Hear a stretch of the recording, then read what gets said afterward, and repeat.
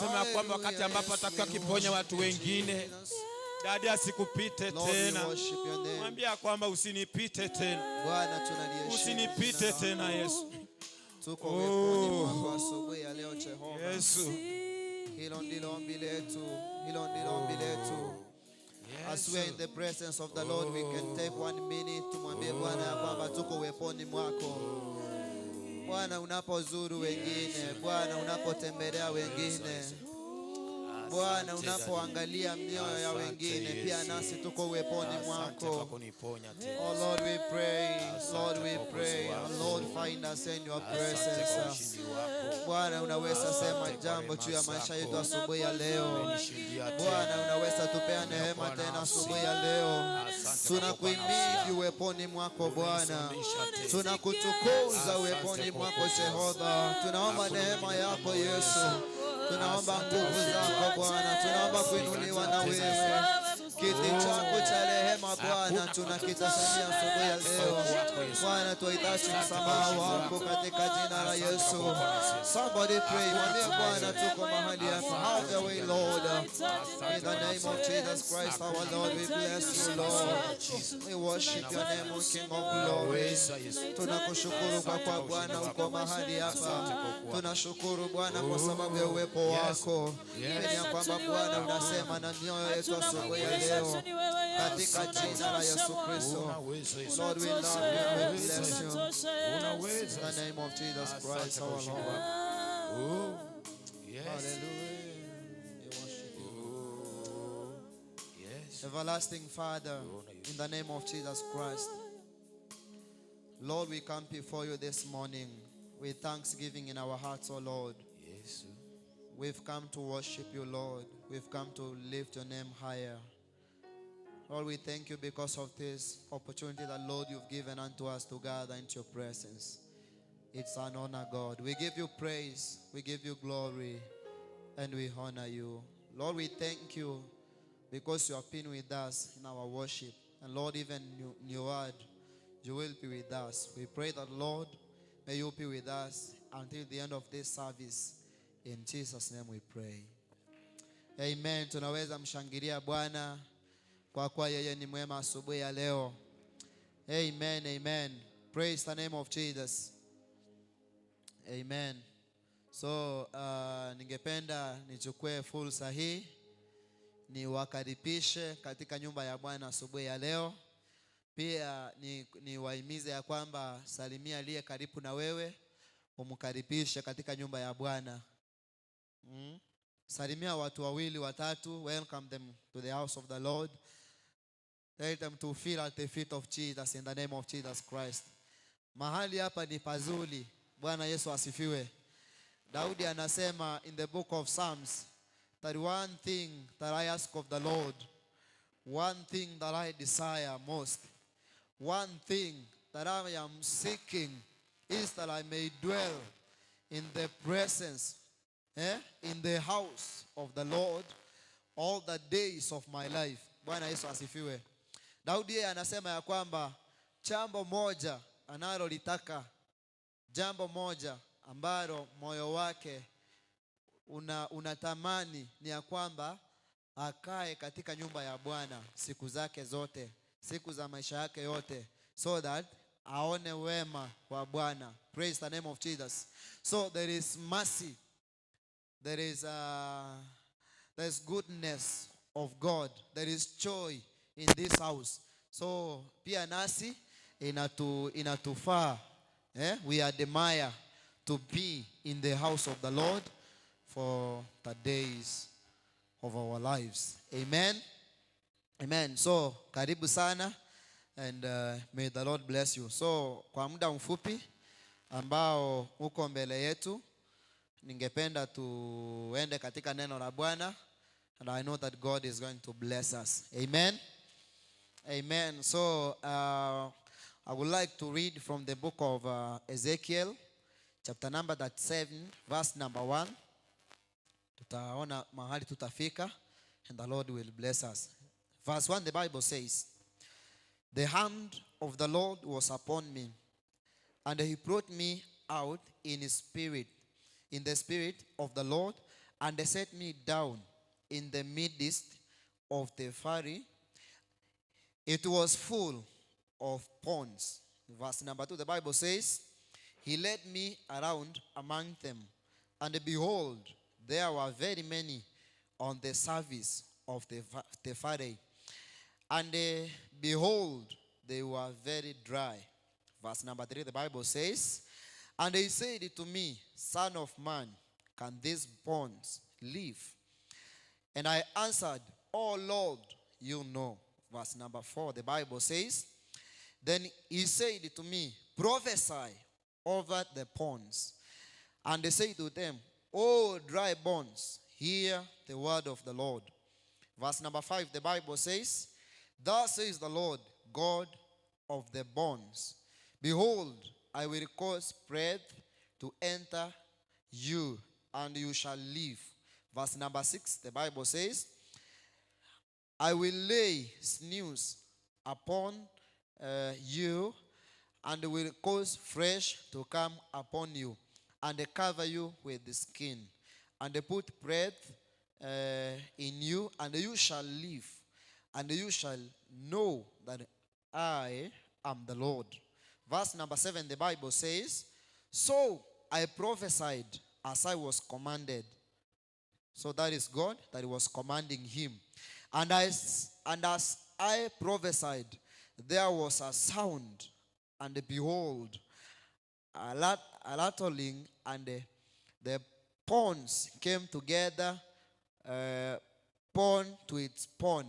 Verse number 8, the Bible says, and I looked, and behold, there was news on them, and fresh, and had come up upon them, the skin had covered them, but there was no breath in them. Verse number 9, the Bible says, then he said to me, prophesy to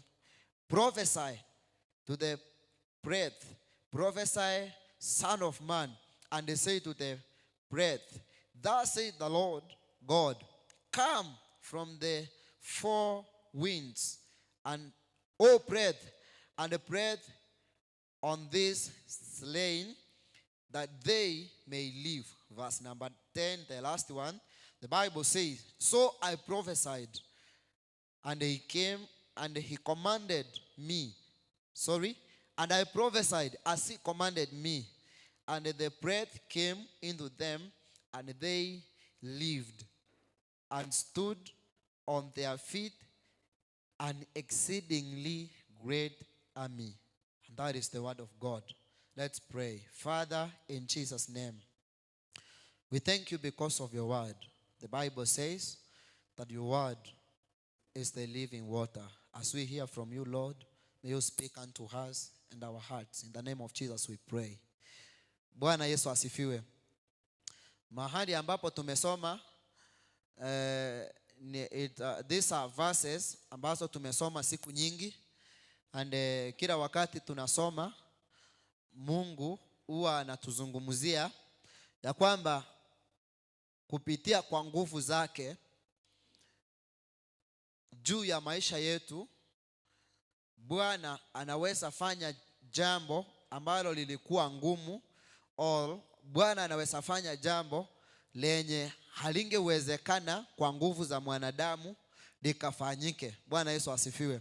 Yaani Bwana anaweza akamtumia mwanadamu kufanya jambo ambalo kwa ukawaida ama kwa macho ya mwanadamu ama kwa nguvu za mwanadamu bila mkono wa Mungu hayangewezekana. Praise the name of Jesus. So mahali ambapo tumesoma Ezekiel anasema ya kwamba the hand of the Lord was upon me, and the Lord brought me out in the spirit of the Lord, and they set me down in the middle of the fire, and it was full of dry bones. So Ezekiel yani is giving us the story of what happened. Anasema ya kwamba Mungu alimujia, mkono wa Mungu ulikuja juu yake, na roho wa Mungu akawa yuko juu yake. Then Bwana akamuongoza mpaka kwa ponde, lililokuwa limejaa mifupa mikavu. The aim of God was to bring back, alikuwa yani matamanio ya Mungu, all the will, the desire of the Lord was to bring those bones back to life through this man. So Mungu kwa kutumikia Ezekiel alifanya jambo ambalo kwa nguvu za mwanadamu halingewezekana, ama kwa fikra zake halingewezekana. Biblia inasema ya kwamba Mungu alimchukua akamweka katikati ya ponde lililokuwa limejaa. Alafu Mungu alipomweka mahali pale, then the Lord anamuuliza swali, anamuuliza ya kwamba, je, unaona hiyo mifupa inaweza kufufuka tena? Bwana Yesu asifiwe. So kwa macho ya binadamu, mtumishi wa Mungu Ezekiel anamjibu ya kwamba Bwana, in verse number 3 anamwambia, and I say, and in verse number 4, the Bible says in verse number 3, and he said to me, Son of man, can these bones live? And I answered, Oh Lord, you know. So Bwana anamfikisha katikati ya ponde lililokuwa limejaa mifupa mikavu. Then when God has brought him into the middle of that valley, he asks him a question. Anamuuliza ya kwamba, je, son of man, mifupa hii inaweza kuwa hai tena? Hilo ndilo swali ambalo Mungu anamuuliza Ezekiel akiwa katikati. Na Ezekiel kwa wisdom yake anamwambia kwamba, Mungu, mimi kama mwanadamu sijui, lakini wewe unajua zaidi. Bwana Yesu asifiwe. What do I want to say this morning? Ni ya kwamba sisi tunaweza fanya kazi ama tunaweza fanya mambo ambayo kwa nguvu zetu ama kwa uwezo wetu wenyewe hatungeweza kuyafanya, ila when we have the Spirit of the Lord, when God has sent us, wakati Mungu ametubeba kwa mkono wake, ametuweka mahali anataka tufanye kazi, anajua ya kwamba inawezekana kwa nguvu zile atakazotupea. Bwana Yesu asifiwe. So as we are seated here, Bwana ametuchagua, ametuita kwa makusudi yake. Mahali hapa Mungu ametuleta, there are things that God wants us to transform. Bwana asifiwe. Some of them tunaweza kutana nazo tuseme ya kwamba hazitawezekana. Hata mtu akikuuliza unasema hii nayo tunaona kama kikundi haitawezekana. But when the Spirit of the Lord comes to, the Lord commanded him, akamwambia ya kwamba, then if you say that mimi ndo najua, then prophesy. Bwana Yesu asifiwe. The Lord has called us. He is able to fill us with his Spirit. He is able to, yani ametuita in such area that you are serving. Bwana amekuita, anataka ufanye jambo ambalo sio la kawaida, ambalo huwezi ukalifanya kwa nguvu zako, kwa nguvu zake. Biblia imesema ya kwamba tulipoendelea kusoma ya kwamba Bwana akamwambia ya kwamba, tabiria mifupa hiyo, sema ya kwamba utakuwa na nyama, there's news, then the flesh and the skin will recover. Biblia inasema ya kwamba Ezekiel alipotapilia mifupa mikavu, Biblia inasema ya kwamba akaona kwa macho yake, akaona ya kwamba there's news are back to the dry bones, the fresh, the skin. Halafu sasa when he was looking kwa umakini, akasema ya kwamba there is one thing that is missing. They are not breathing. Bwana Yesu asifiwe. Yani God commanded him to prophesy. Akamwambia ya kwamba zungumza maneno haya. What do I want to say this morning? That God has purposely brought us here, all of us. Mungu ametukusanya from all over. Kila mahali amekutoa. He has brought you here purposely. There is something that God wants you to do here. Hivyo kila wakati unapoingia mahali hapa, yani jione kama mtu amekuja kuleta mabadiliko. Bwana asifiwe. Mahali pale ambapo Bwana amekuweka, iwe ni kwako, iwe ni mahali unafanya kazi, the Lord has purposely amekuweka mahali hapo purposely to change something. So Ezekiel alikuwa tu kwa vitu zake, then the Lord came to him, anamwambia ya kwamba I want you to to do something here. So God used him, and mifupa hii alipoinenea, alipoitabilia, Biblia inasema ya kwamba ilifufuka tena ikakuwa jeshi kubwa lililomtumikia Bwana. So ni mahali ambapo hakukuwa na kitu. Kwa uwezo wa Mungu juu ya mwanadamu ambaye aliona mambo magumu katika, yani kwa binadamu aliyeona mifupa mikafu, Bwana anasababisha yule mwanadamu anaona kitu cha ajabu. So even us, God can use us. God can use our gifts. Those gifts Mungu ameweka ndani yetu, anaweza akazitumia so that we can change and turn around the world. Bwana Yesu asifiwe. So Mungu anaweza akatuinua kwa viwango ambavyo tunaweza tapilia kila kitu. So all situations ambazo tunakutana nazo, through the grace and the Holy Spirit of the Father, we can prophesy. So mahali ambapo mwanadamu anaona mambo ni magumu, the Lord possible, yani with God mambo hayo yanawezekana. So whatever that is difficult, whatever that is impossible with the man, God comes in when it is inspired of the Lord. Hiyo kitu inaweza ikafanyika. So God commands, yani God commanded him ili akaweze kufanya hivyo. So Paul says in the book of Philippians chapter number 4 verse 13 that I can do all things through Christ my Lord who gives me strength. Praise the Lord. So mambo yote tunaweza tukayafanya, hata yale ambayo tunaona ya kwamba hatuna. Hiyo inafika wakati mwingine unaona ya kwamba ningefanya lakini sina moyo, ningefanya lakini sina nguvu, unasema ya kwamba ningesaidia mtu fulani, lakini sina uwezo. Unaenda mahali kuona mgonjwa, unasema ya kwamba ningekuwa na uwezo, ningependa niona akisimama. Bwana asifiwe. Unafika hali nyingine, unaenda hospitali, unatembelea wagonjwa, ama your friend ama mtu wa familia yako ni mgonjwa kabisa, and you are a Christian. Unaenda unamwangalia, unamwombea, unalia, unatoka hapo kama macho yako yamejaa machozi. Unasema ya kwamba if ningeweza ningemsaidia, ningeweza ningemuinua. Biblia inasema ya kwamba tunaweza tukafanya mambo yote. Mambo yote haicha specify ya kwamba ni hii na hii. Hata kuombea huyo mtu unaona ya kwamba hawezi kuwa na miguu asimame, anaweza akasimama, as much you are depending on the strength that comes from the Lord. So Paul says that I can do all things through Christ who strengthens me. Praise the name of Jesus.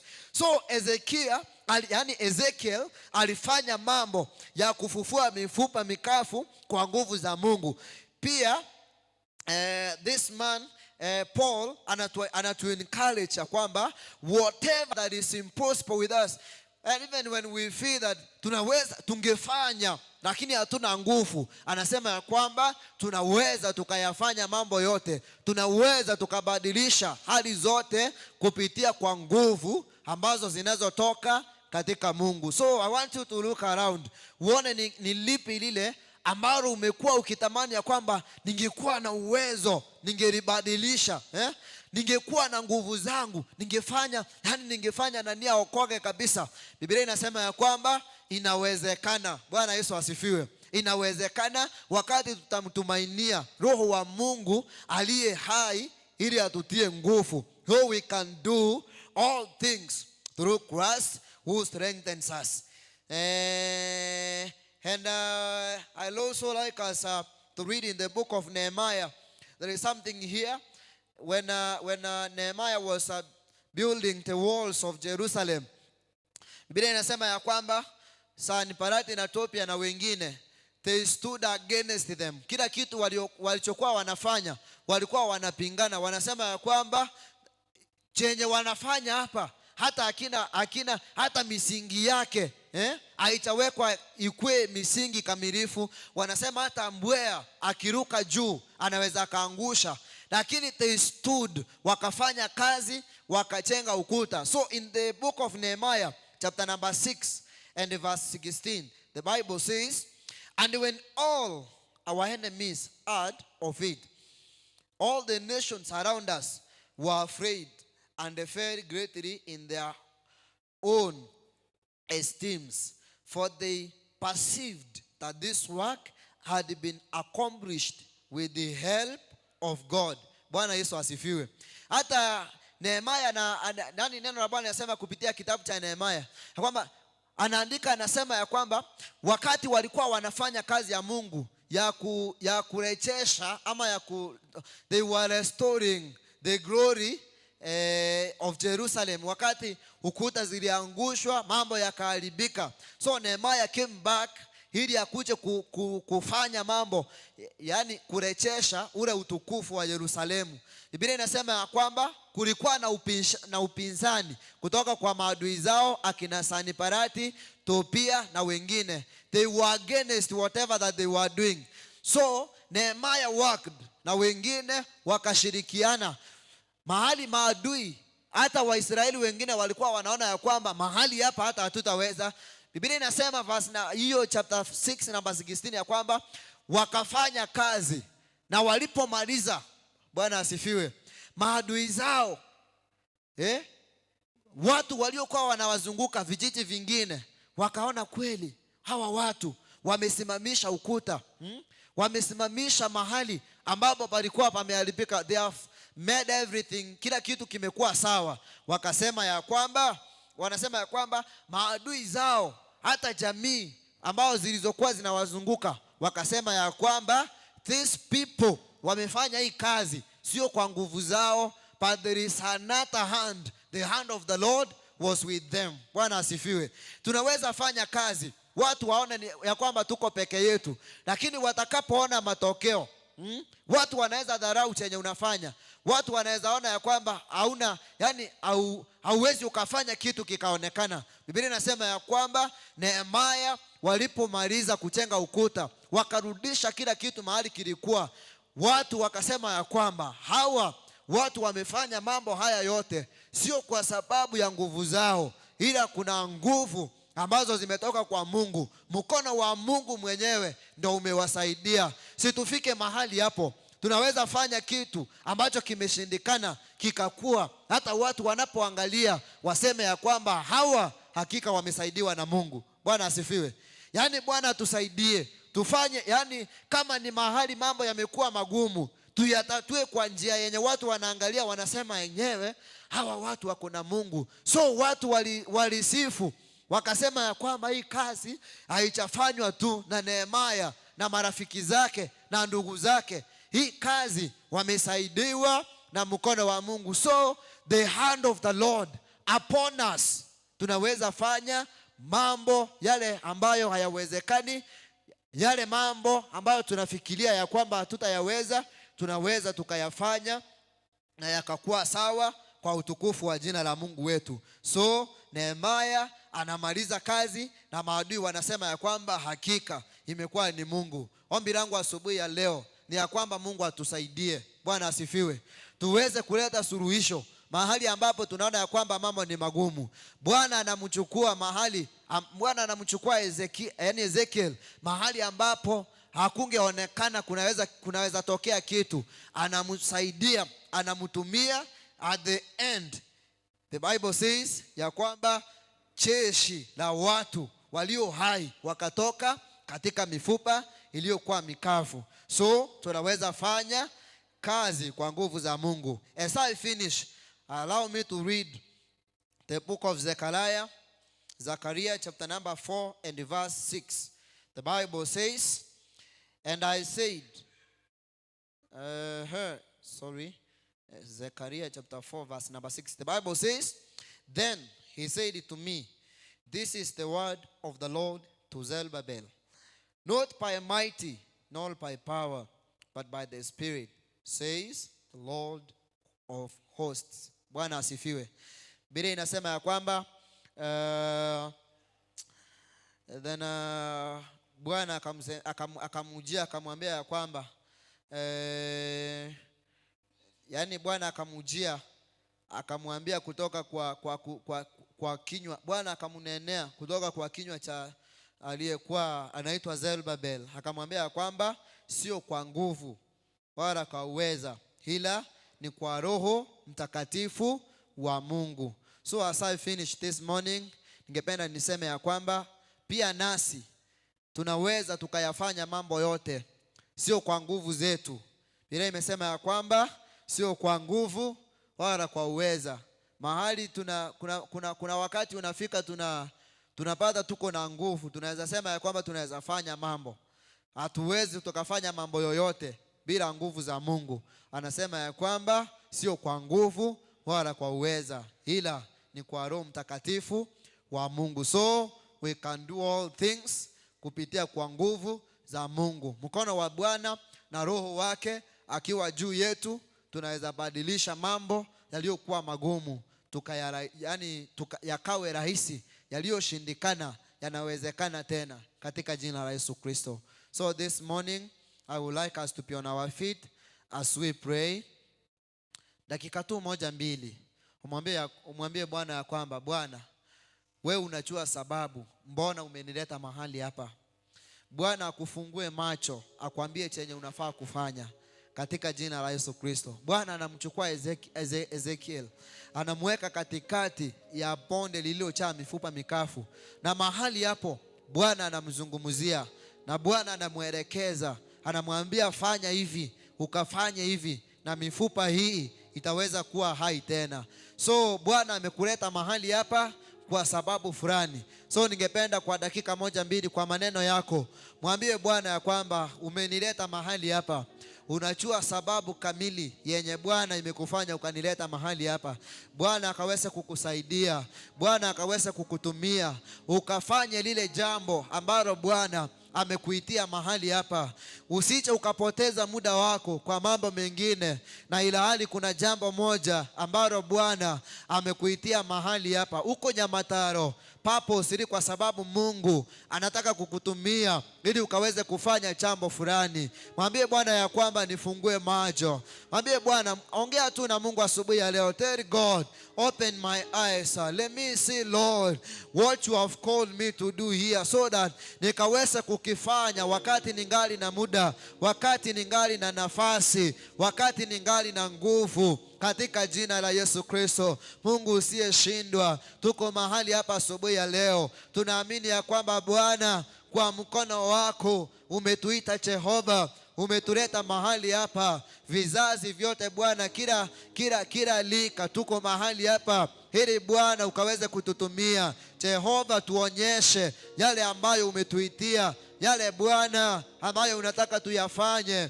kwa utukufu wa jina lako. Bwana, tusije tukapoteza muda wetu kwa kufanya mambo ambayo Bwana hauchatuitia. Neno lako limesema ya kwamba tunaweza tukayafanya mambo yote kupitia kwa nguvu zako. Bwana, asubuhi ya leo, kwa yale mambo ambayo umetuita tukayafanye, tunaomba ukatutie nguvu ili tukaweze kuyafanya katika jina la Yesu Kristo. Bwana, umeita watu mahali hapa, umewapa vipawa mbalimbali. Wengine ni waimbaji, wengine ni waombaji Bwana, wengine wanaweza tia wengine moyo, wengine Bwana wanaweza wakasaidia wengine, ila wameketi tu na hawajajua makusudi yale Bwana uliowaitia. Jehova, pengine wanaona ya kwamba wangefanya ila hawana uwezo. Naombea kila mmoja aliye mahali hapa kwamba Bwana, ile kazi ambayo umemuitia mahali hapa, yale makusudi ambayo umemuitia Jehova, ukamsaidie kwa nguvu zako Bwana, akayafanye katika jina la Yesu Kristo. Kila mmoja Bwana akatembee katika ile jambo ambalo umemuitia kwa utukufu wa jina lako, uliowaita kutia wengine moyo Bwana, kwa uwezo, kwa msaada wa Roho wako, wakafanye kazi hiyo, watie watu wako moyo katika jina la Yesu, uliowaita kuhubiria wengine. Jehova, na waombea asubuhi ya leo, ukawape neema ya kuhubiria wengine katika jina la Yesu Kristo. Wale Bwana uliowaita kwa kusimama katika pengo na kuombea wengine. How do I pray for them, Lord? That this morning may you give them the grace, oh Lord, to stand on the gap and pray for the others in the name of Jesus Christ. Oh King of glory, I pray this morning ya kwamba kila mmoja Bwana ukamtumikie jinsi wewe Bwana upendavyo kwa utukufu wa jina lako. Neno lako Bwana limesema mahali tumemalizia ya kwamba sio kwa nguvu wala kwa uweza wa mwanadamu anaweza akafanya mambo, ila ni kwa Roho wako Mtakatifu. Bwana, tunaomba asubuhi ya leo, the Lord, as we are serving you, may you fill us with your Holy Spirit in the mighty name of Jesus Christ our Lord. May you fill our hearts again, oh Lord. Fill our hearts again, oh King of glory, with your Holy Spirit in the name of Jesus. Fill every individual that is in here, Lord, for we are in your presence, O King of glory. There are things that we cannot do, O Lord, with our physical strength in the name of Jesus Christ, but by your Spirit we can turn them around in the name of Jesus Christ. Lord, that is our desire, that is our prayer, that you fill us once more, fill us again, O Lord, fill us with your Holy Spirit in the name of Jesus Christ. We worship you, Lord, and we glorify your name. Thank you because you have heard this prayer. Jehova, katika familia zetu, katika mahali petu pa kufanya kazi, Jehova utatutumikia ili kuleta mabadiliko ulivyomtumikia mtumishi wako Ezekiel, katika jina la Yesu Kristo. Naombea kila mmoja neema yako imutoshe. Naombea kila mmoja nguvu zako Bwana ziwe juu yake. As we are serving you, Lord, tukutumikie kwa ukamilifu Bwana. As we are waiting for your second coming, help us, oh Lord, tukutumikie ili Bwana tusije tukaibishwa, katika jina la Yesu Kristo. Wewe ni Mungu mwema. Amen. Tuamini tunapoomba. Baba, katika jina la Yesu Kristo, wewe ni Mungu mwema. Milele yote Bwana utabaki kuwa Mungu. Wewe ni Mungu unayeona mambo njia tofauti na mwanadamu. Ezekiel yeye anapoona mifupa mikafu, Bwana wewe unaona jeshi kubwa la watu walio hai. Bwana, nasi asubuhi ya leo kuna mambo tunayaangalia, tunaona ya kwamba hayawezekani, tunayaona kuwa magumu. Kwa usaidizi wako Bwana tunaweza tukayafanya mambo hayo. Tunaomba ya kwamba ukatusaidie tuyafanye kwa utukufu wa jina lako. Naombea wazee, naombea wamama, naombea vijana wa kike na wa kiume, pia na watoto wetu Bwana, ya kwamba Bwana sisi wote utatusaidia yale ambayo ni makusudi yako, ambayo Bwana umetuletea mahali hapa, tuyatimize kabla Bwana siku yako haicharudi, kwa utukufu wa jina lako. Bariki kila mmoja aliyesikiza neno hili Bwana, walio karibu na mbali Bwana, wakakuwe wa msaada mkubwa, ukawatumikie kwa utukufu wa jina lako. Pokea sifa kwa kuwa wewe ni Bwana. Kwa Yesu Kristo tumeomba na kuamini. Amen. May the Lord bless you. Bwana akawatumikie kwa viwango vikubwa kwa utukufu wa jina lake. Usione mambo kuwa magumu. Kuna Mungu ambaye atakusaidia ili ukaweza kufanya mambo yote yakakuwa vile yeye anahitaji. So ningependa niachie hapo. Ni wakaribishe praise and worship. Watupe one worship as we are giving our offerings. Tunapomtolea Bwana, watuongoze. Tutakapomaliza tutaomba tena tuanze ibada nyingine. So ningependa wote tusimame as we are giving our offerings, praise and worship. Yes. Unaweza kufanya, unaweza kufanya mambo makubwa zaidi ya nionapo. Unaweza, unaweza kutenda, unaweza kutenda mambo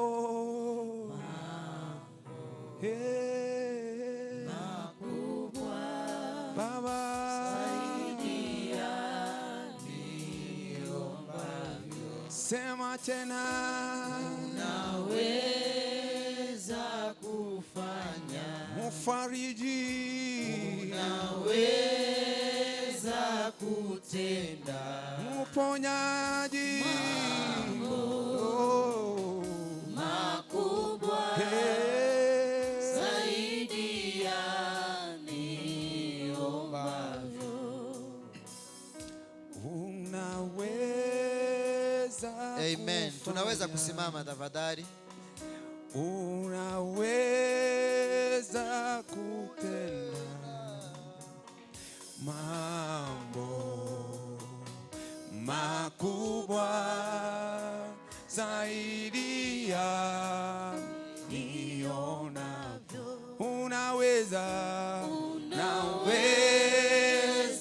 Kufanya unaweza kutenda Baba makubwa zaidi ya niombavyo. mambo kila jambo Makubwa zaidi ya niombavyo. Amen. Tuombe. Baba, katika jina la Yesu Kristo, tunakuenzi tena Bwana. Tunasema ni asante kwa sababu ya nafasi hii ambayo umetupa ili Bwana tukaweze kukutolea matoleo yetu. Tuomba Bwana ukapokee sadaka zetu asubuhi ya leo katika jina la Yesu Kristo. Bariki wote walioshiriki katika jina la Yesu Kristo. Bwana, tunapoendelea na ibada yetu ya pili, tunaomba neema yako itutoshe. Kwa Yesu Kristo tunaomba na kuamini. Amen. Amen. God bless you. Karibu sana praise. Bwana Yesu asifiwe. Bwana asifiwe. Haleluya. Sijui kwa nini tunachokanga haraka na kuketi katika nyumba ya Bwana. Hebu tumpe Bwana shangwe na vigelegele. Hiyo ni shangwe kweli ya Yesu. Hiyo ni ya fichichini. Shangwe na vigelegele kwa Bwana Yesu. Abangina wakimwaililia hata.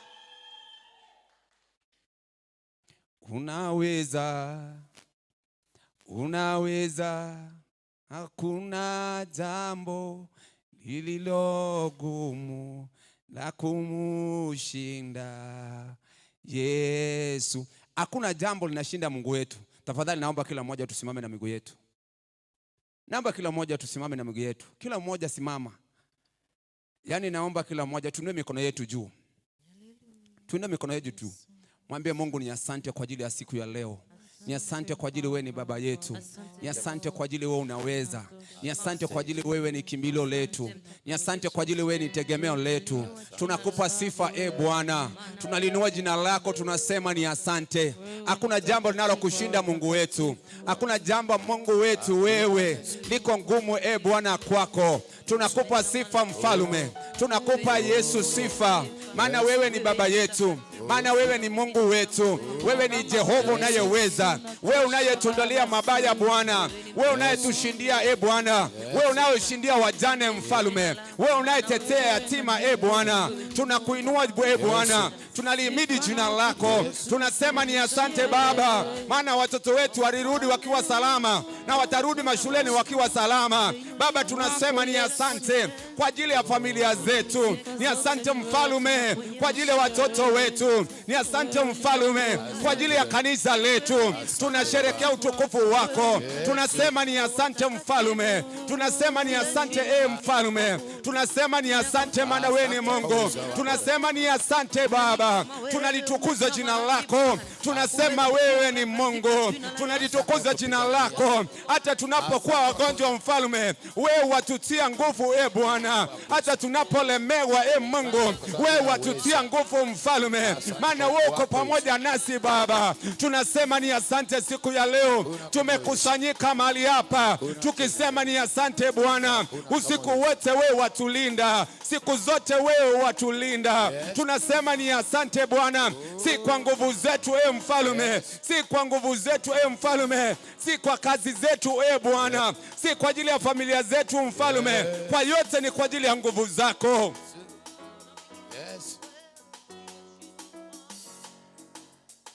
Yes, unaweza, unaweza, kuna jambo lililo gumu. Hebu tupige, naomba kila mmoja tupige tu makofi tu hivi. Naomba tafadhali tupige tu mikono tu mikono.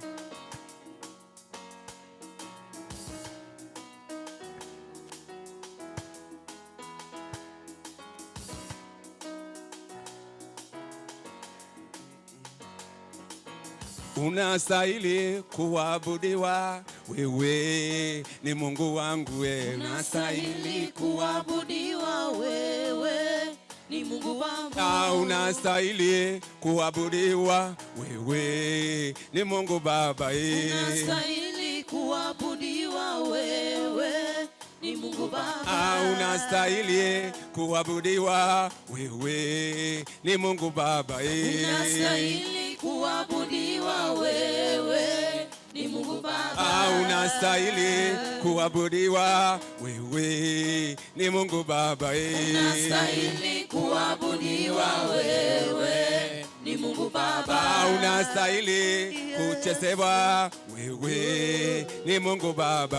Unastahili kuabudiwa, wewe ni Mungu Baba. Wewe ni Mungu Baba. Wewe ni Mungu Baba. Wewe ni Mungu Baba. Wewe ni Mungu Baba. Sema wewe ni Mungu Baba. Wewe ni Mungu Baba. Wewe Baba. ni Mungu Baba. Wewe Yahweh. ni Mungu Baba. Wewe Yahweh. ni Mungu Baba. Wewe Baba. ni Mungu Baba. Mweza yote. ni Mungu Baba. Linzi mwema. ni Mungu Baba. Baba yangu ni Mungu Baba. wewe ni Mungu Baba. wewe ni Mungu Baba. wewe ni Mungu Baba. wewe ni Mungu Baba. ni Mungu Baba. Ni Mungu Baba. ni Mungu Baba. Wewe muweza yote. ni Mungu Baba. Ni Mungu Baba. ni Mungu Baba. Ni Mungu Baba we. ni Mungu Baba. Ni Mungu Baba we. ni Mungu Baba. Umenipa uhai we. Mungu Baba. Ni Mungu Baba we. Mungu Baba. Mungu Baba we. Mungu Baba. Wewe ni Mungu Baba we. Mungu Baba. Umenipa nguvu we. Mungu Baba. Umenipa ujasiri we. Mungu Baba. Umenipa neema we. Mungu Baba. Umenipa maisha we. Mungu Baba. Umenipa ndoa we. Mungu Baba. Umenipa watoto we. Mungu Baba. Umenipa nguvu we. Mungu Baba. Umenipa wazazi we. Mungu Baba. Umenipa ujasiri we. Mungu Baba. Umenipa neema we. Mungu Baba. Umenipa macho we. Mungu Baba. Umenipa mdomo we. Mungu Baba. Umenipa uhai we. Mungu Baba. Umenipa maisha we. Mungu Baba. Umenipa uhai Baba. Mungu Baba. Wewe Mungu Baba. sema wewe Baba. ni Mungu Baba. Sema wewe ni Mungu Baba. umenipa uhai we. Mungu Baba. Umenipa uhai Baba. Mungu Baba. Umenipa maisha we. Mungu Baba. Umenipa ujasiri we. Mungu Baba. Wewe Mungu Baba. wewe Mungu Baba. wewe Baba. Mungu Baba. Wewe Yahweh. Mungu Baba. Sema wewe dadie. Mungu Baba. Wewe Yahweh. Mungu Baba. Wewe dadie. Mungu Baba. Wewe Mungu Baba. umenipa maisha we. Mungu Baba. Umenipa ujasiri we. Mungu Baba. Umenipa wazazi Baba. Mungu Baba. Umenipa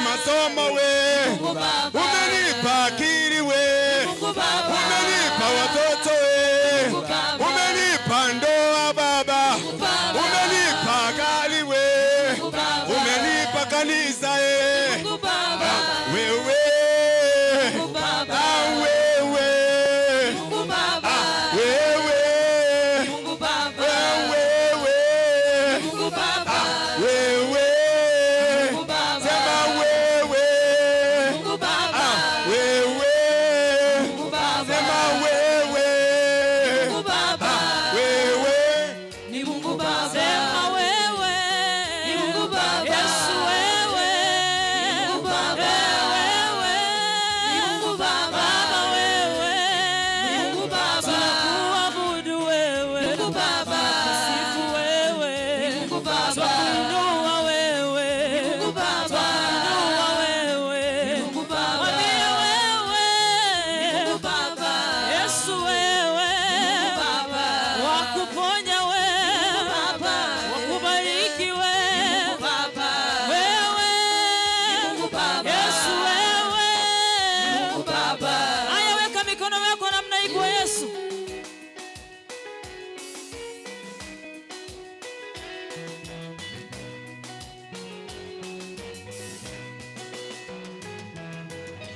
Wapi shangwe na vigelegele kwa Yesu? Haleluya, haleluya, haleluya. Inua mikono yako, mwambie unastahili kuabudiwa. Wewe ni Mungu Baba, wewe ni kimbilio letu asubuhi ya leo. Inua sauti yako, mwambie Yesu unastahili. Unastahili katika maisha yangu, unastahili moyoni mwangu. Unastahili ni kuabudu asubuhi ya leo. Unastahili ni kuinulia sauti yangu Bwana. Maana hakuna mwingine anayestahili katika moyo wangu. Maishani mwetu asubuhi ya leo ni wewe unastahili. Nafsini mwetu asubuhi ya leo ni wewe unastahili. Katika ibada zetu za siku ya leo ni wewe unastahili Bwana. Katika kila jambo asubuhi ya leo ni wewe unastahili. Jehova, tunaliinua jina lako. Jehova, tunaliabudu jina lako. Jehova, tunalishukuru jina lako. Maana hakuna mwingine zaidi yako Bwana. Asante kwa sababu ya wamama ambao wameingia kwa kanisa lako asubuhi ya leo. Asante maana umewapa kibali kusimama katika uwepo wako. Jehova, wanapoinua mikono yao, wanapoinua sauti zao Jehova, kwa sababu ya kulishukuru jina lako, kwa sababu ya kulitanisha jina lako Bwana, ninaomba asubuhi ya leo ukaweze kuwasikia Bwana, ukaweze kusikia kilio chao Bwana, ukaweze kuyajibu maombi yao Mfalme, maana kuna mwingine kama wewe. Asante Yesu kwa sababu ya wazee ambao wameingia kwa kanisa lako asubuhi ya leo Bwana, ni kwa neema yako wako hapa Yesu, ni kwa sababu umewashindia wako hapa asubuhi ya leo Bwana, wanapoita jina lako asubuhi ya leo kwa sababu ya maneno mbalimbali Jehova, tunaomba neema yako katika maisha yao Bwana, ukawajibu maombi yao asubuhi ya leo, maana hakuna mwingine kama wewe Bwana. Asante kwa sababu ya vijana na watoto, ni mikononi mwako asubuhi ya leo Bwana. Tunajua wewe ni zaidi ya yote Bwana, tukiwa na wewe ndani yako Bwana, ndani yetu Mfalme, sisi ni zaidi ya washindi Bwana. Asubuhi ya leo tunakiri ushindi wako kwa maisha ya vijana wetu, kwa maisha ya watoto wetu Bwana, ukaweze kuwatawala asubuhi ya leo. Omwanene ya mwana asenge nche baruwaire abale chinyagitali na barase chinyombo mwanene, tunawakabidhi mikononi mwako asubuhi ya leo. Tuma neno lako la uponyaji katika maisha yao. Tuma neno lako la uponyaji katika maisha yao Bwana. Tuma neno la uponyaji katika maisha yao Bwana. Ponya mioyo yao asubuhi ya leo. Ponya mioyo yao asubuhi ya leo. Ponya mioyo yao asubuhi ya leo. Waliofunjika mioyo Bwana, ukawaponye asubuhi ya leo Jehova, maana hakuna mwingine kama wewe. Haleluya. Inua sauti yako kwa sababu ya nchi yetu ya Kenya. Wamama, tuinue sauti zetu kwa sababu ya nchi yetu ya Kenya. Wazee, tuinue sauti zetu kwa sababu ya nchi yetu ya Kenya. Maana mahali tumefikia wakati kama huu, kama hatutamuita Mungu, mambo yanazidi kuwa mabaya katika nchi yetu. Inua Bwana kwa sababu ya nchi yetu asubuhi ya leo. Biblia inasema ya kwamba ikiwa watu wangu walioitwa kwa jina langu watajinyenyekeza na kuniita jina langu, ni Mungu anasema ya kwamba atatuitikia na ataponya nchi yetu. Mwambie Yesu, ponya nchi yetu asubuhi ya leo. Mwambie Yesu, ponya nchi yetu asubuhi ya leo. Mwambie Yesu, ponya nchi yetu asubuhi ya leo. Mwambie Yesu, ponya nchi yetu asubuhi ya leo. Maana tuna mwingine ila tu ni wewe. Maana tuna mwingine ila tu ni wewe Bwana. Haleluya.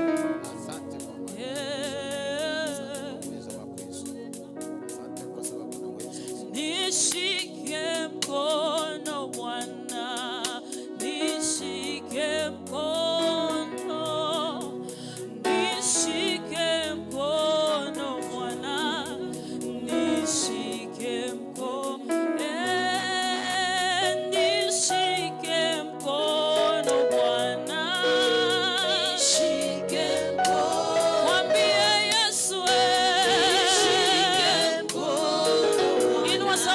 kabisa mwambie nishike mkono. Nishike mkono Bwana. Nishike mkono. Nishike mkono. Nishike mkono Bwana. Hallelujah. Nishike mkono. Tembea nami Bwana. Mwambie Yesu,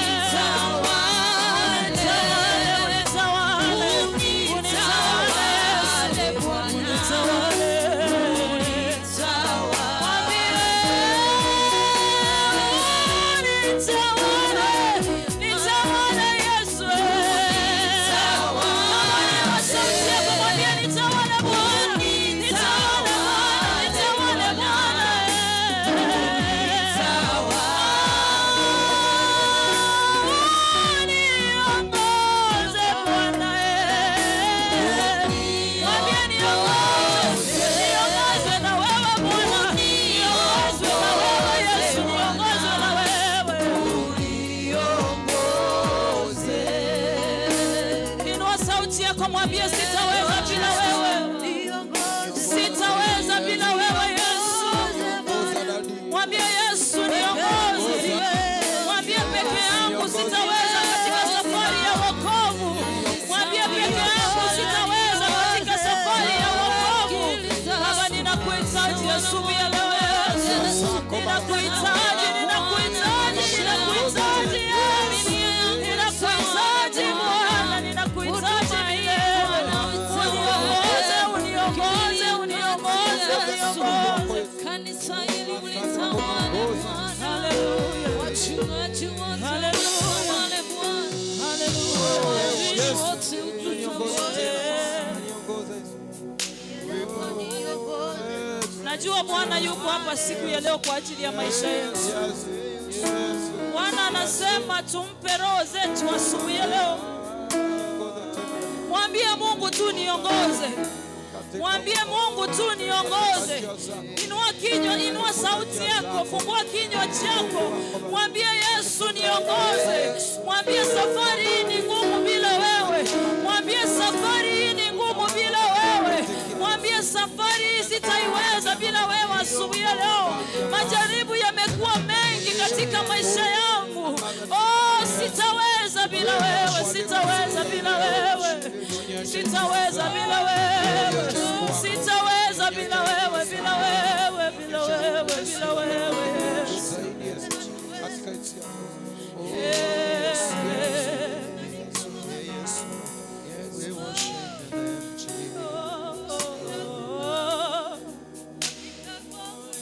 Kama unaamini Yesu ana uwezo katika maisha yako, asubuhi ya leo muinulie sauti yako. Maana anasema niiteni, nitawaitikia, nitawaonyesha mambo makubwa ambayo hamjawahi kuyaona. Biblia inasema tena ya kwamba macho hayajawahi ona wala masikio hayajasikia yale ambayo Mungu anaenda kutenda katika maisha yetu asubuhi ya leo.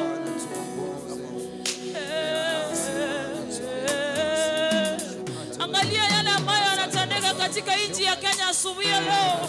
Wengine wamepoteza maisha yao kwa hali ambayo haieleweki. Wengine wamepoteza familia zao zote kupitia kwa ajali. Wewe uko salama asubuhi ya leo. Mwambie Bwana niongoze. Mwambie Bwana ongoza familia yangu.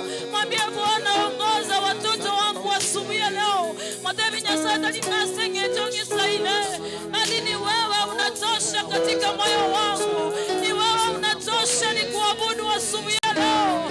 Ni wewe unatosha ni inua sauti yangu kwako. Maana kama sio wewe kwa upande wetu asubuhi ya leo, ni nani angekuwa Yesu?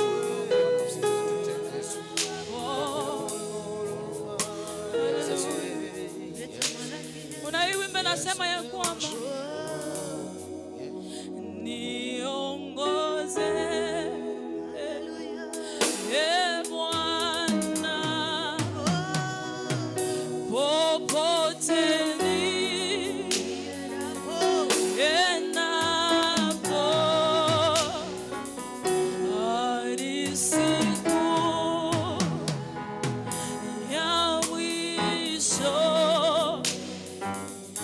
taji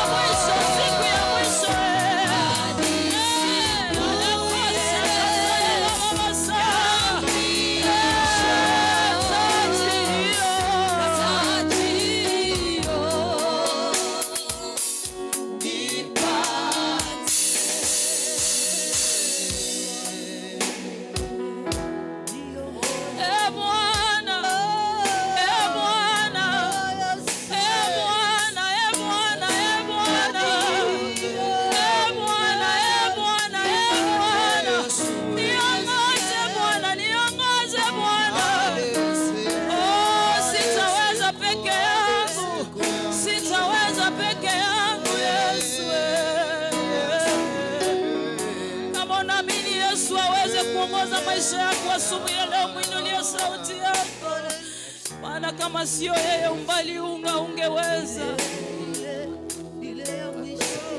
Hadi siku ya mwisho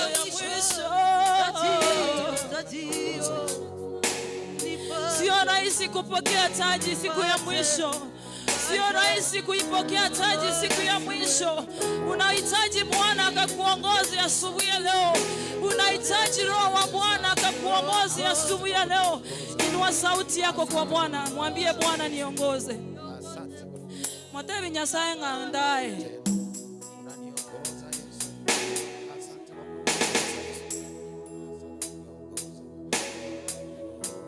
Mwambie Bwana niongoze.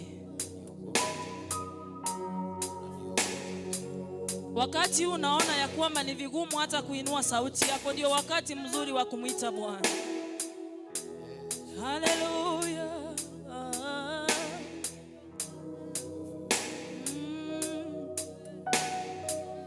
Kuna hii wimbo nasema ya kwamba Genda mona inche, Genda mona inche,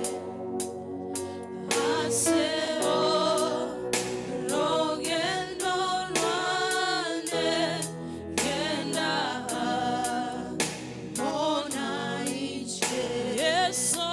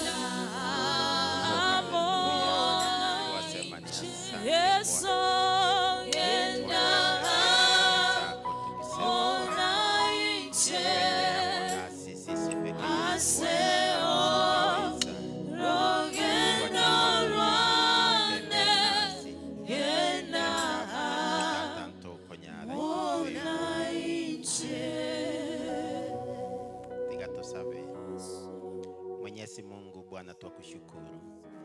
Tuja kwako asubuhi ya leo tukisema ni asante. Peke yetu Bwana hatuwezi. Tunaomba Bwana utembee nasi. Bwana tunapoanza ibada ya leo, tunaita uwepo wako Bwana. Uwe nasi Bwana tukianza, tukimaliza tutakuinua, tutasema Bwana umetenda. Asante Bwana kwa sababu ya vyote, ni kwa Yesu tunaomba na hata kuamini. Amen. Amen.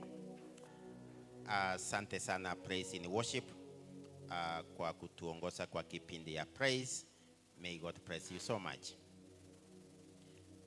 Bwana Yesu asifiwe. Praise God. Salimia mwenzako, mkaribishe kanisani vizuri, mwambie karibu katika nyumba ya Bwana. Asante. Salimia na mwingine, salimia mwingine ambao mmepakana hapo. Asante, asante, asante sana. Na wakaribisha nyote katika nyumba ya Bwana siku ya leo tarehe 10 mwezi wa 8 2025. Mipango ya Mungu ni mikamilifu, na alikuwa amepanga leo tukue katika nyumba yake ni kwa ajili ya kumwabudu. Kwa hivyo welcome to the house of the Lord, na naamini kwamba Mungu atakuwa nasi mpaka mwisho. Kwa niaba ya secretary wetu ambaye yuko kwa siku ya leo, ningependa niwaletee matangazo. Klasi ya upatizo inaendelea. Baptism class is on. Inafanyika kwa ofisi ya bishop uko chini. Kuna wale ambao wamejiandikisha na wanaendelea na mafunzo. Tutakuwa na upatizo tarehe 24 mwezi huu. Wale ambao wanaendelea na mafunzo, baptism itakuwa tarehe 24 mwezi wa 8. Ikiwa hujajiandikisha, you are not late. Peleka jina lako hapo kwa Asas desk. Uhudhurie mafunzo kuanzia next week, and on 24th tutakuwa na upatizo, and the day after mafunzo itaendelea. Bwana Yesu asifiwe. Kwa hivyo tuombe hiyo tarehe ambayo imewekwa kwa ajili ya upatizo in our church. In that connection, nataka kusema tutakuwa na fellowship evaluation on the same day. On 24th tutakuwa na fellowship evaluation. Kwa hivyo tutajipanga kwa evaluation, na wale ambao watapatizwa na watajipanga, na Mungu atakuwa nazi. Kwa hivyo makundi yote au fellowships tuanze kujipanga mapema. Tunajua vile tunajipanga. Tunajipanga na wimbo, tusome kitabu vizuri, kutakuwa na maswali from the lesson, tutakuwa na memory verse, tutakuwa na sadaka zetu nzuri, na tutakuwa na zawadi kuleta katika nyumba ya Bwana. Kwa hivyo all fellowships tuanze kujipanga mapema. Leo ni tarehe 10, so we have 2 weeks to fellowship evaluation. Ladies conference, the district ladies conference itaanza tarehe 18 mwezi huu hadi tarehe 23. Itafanyika at Geturi PAG Church. District ladies conference itaanza tarehe 18 mpaka tarehe 23 mwezi huu wa 8. Kwa hivyo all ladies tumeambiwa tujiandikishe, tuombe na Mungu atusaidie that we attend this conference. Watoto wako nyumbani, kwa hivyo usikuwe na kisingizio kwamba hauna nafasi. Watoto wako nyumbani waje washughulike na mambo mengine, twende tufunzwe uko Geturi PAG Church. Boarders wataregister na shilingi 200, day scholars shilingi 100. I wish that all of us, all the ladies from Nyamataro PAG, Mama Director, ungependa wakwe day scholars ama boarders? Anasema wote tukue boarding. Bwana Yesu asifiwe. Geturi ni hapa, waja tuende huko, tukaa huko hizo siku 3, 4, 5, na Mungu atakuwa nasi. In that connection, tulijiandikisha last Sunday. We want to support the conference. Tulisema wanahitaji 12,000 kutoka Nyamataro. Tunahitaji vitu vingine that we support our youths wakiwa hapa. Kwa hivyo ikiwa tulijiandikisha, tuendelea kutoa na Mungu atatubariki. Nimeangalia kwa wall yetu ya kanisa, nimehesabu watu karibu 90 wamejiandikisha. So ukiangalia hiyo wall, whatever that you pledged, ulisema utatoa 1,000, ulisema utatoa maharagwe, utatoa mchele. May God bless you tunapoendelea kutoa. Our youth conference ilikuwa imetangazwa itaanza tarehe 13. Nataka niwatangazie kwamba imeahirishwa. The youth conference ambayo ilikuwa ianze tarehe 13 imeahirishwa kidogo, ni kwa sababu ya National Youth Conference. Hiyo tarehe 13 kutakuwa na mkutano kubwa Nyang'ori ya youths. They are supposed to travel as from 12th. Jumanne tarehe 12 youths wataanza mkutano wao in the head office Nyang'ori. Kwa hivyo mkutano wetu wa youths ambao ulikuwa umepangwa kuwa hapa kanisani umesongezwa mbele kidogo, na kwa hivyo vijana wetu wote watakutana hapa kanisani on Saturday. Vijana wetu watakutana hapa kanisani on Saturday. Sana sana ningependa vijana wote wafike, lakini wale ambao wako universities wasikose. Our youths who are going to join the university soon, na wao wote wamealikwa. Our candidates for this year, candidates for this year, Form 4 and grade 9, wote wamealikwa kwa huu mkutano, na ile chakula yote ambao tunaendelea kujiandikisha au makundi yote yakikuwa hapa, watakunywa kutoka asubuhi, lunch watapata hapa, na kutakuwa na wageni ambao watawaongelesha. Kwa hivyo tuendelee kuombea mkutano, utakuwa ni mkutano kubwa. All our youths, sana sana candidates for this year, grade 9, Form 4, our students who are joining a university, who are going to be first years, watakuwa kwa huu mkutano, and the ongoing students in colleges and universities, wote wamealikwa, wote wafike. Wageni wamealikwa ambao watakuja kuongea nao. Nimeambiwa from the desk ya CED kwamba wale wanafunzi wetu ambao who are going to join university wajiandikishe kwa desk yake, ndio tujue ni wangapi. Ikiwa ulipata C+ and above, ujiandikishe kwa CED wetu kwa kuleta your admission letter.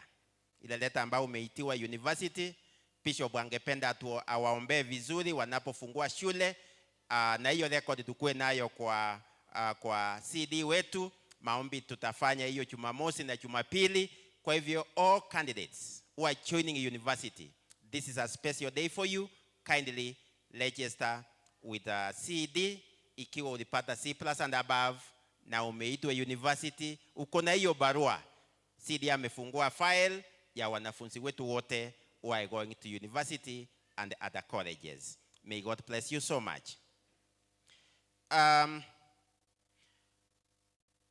Our children, kuanzia miaka 6 mpaka miaka 13. Watoto wetu kuanzia miaka 6 mpaka miaka 13 wamealikwa to attend the vocational Bible study at Sitam, kanisa ya Sitam ambayo iko hapa Ng'ambo, kuanzia kesho. Kwa hivyo wasasi, nimeambiwa mpange watoto vizuri. Kanisani tutakuwa na watu ambao watawasimamia. There will be somebody who will be responsible. Nimeambiwa gari itapita hapa mapema sana by 6:30. Inaanza kesho, nafikiria inaenda mpaka Friday. So vijana wetu, sio vijana, watoto 6 years to 13 years, they'll be attending, wana-attend kila mwaka.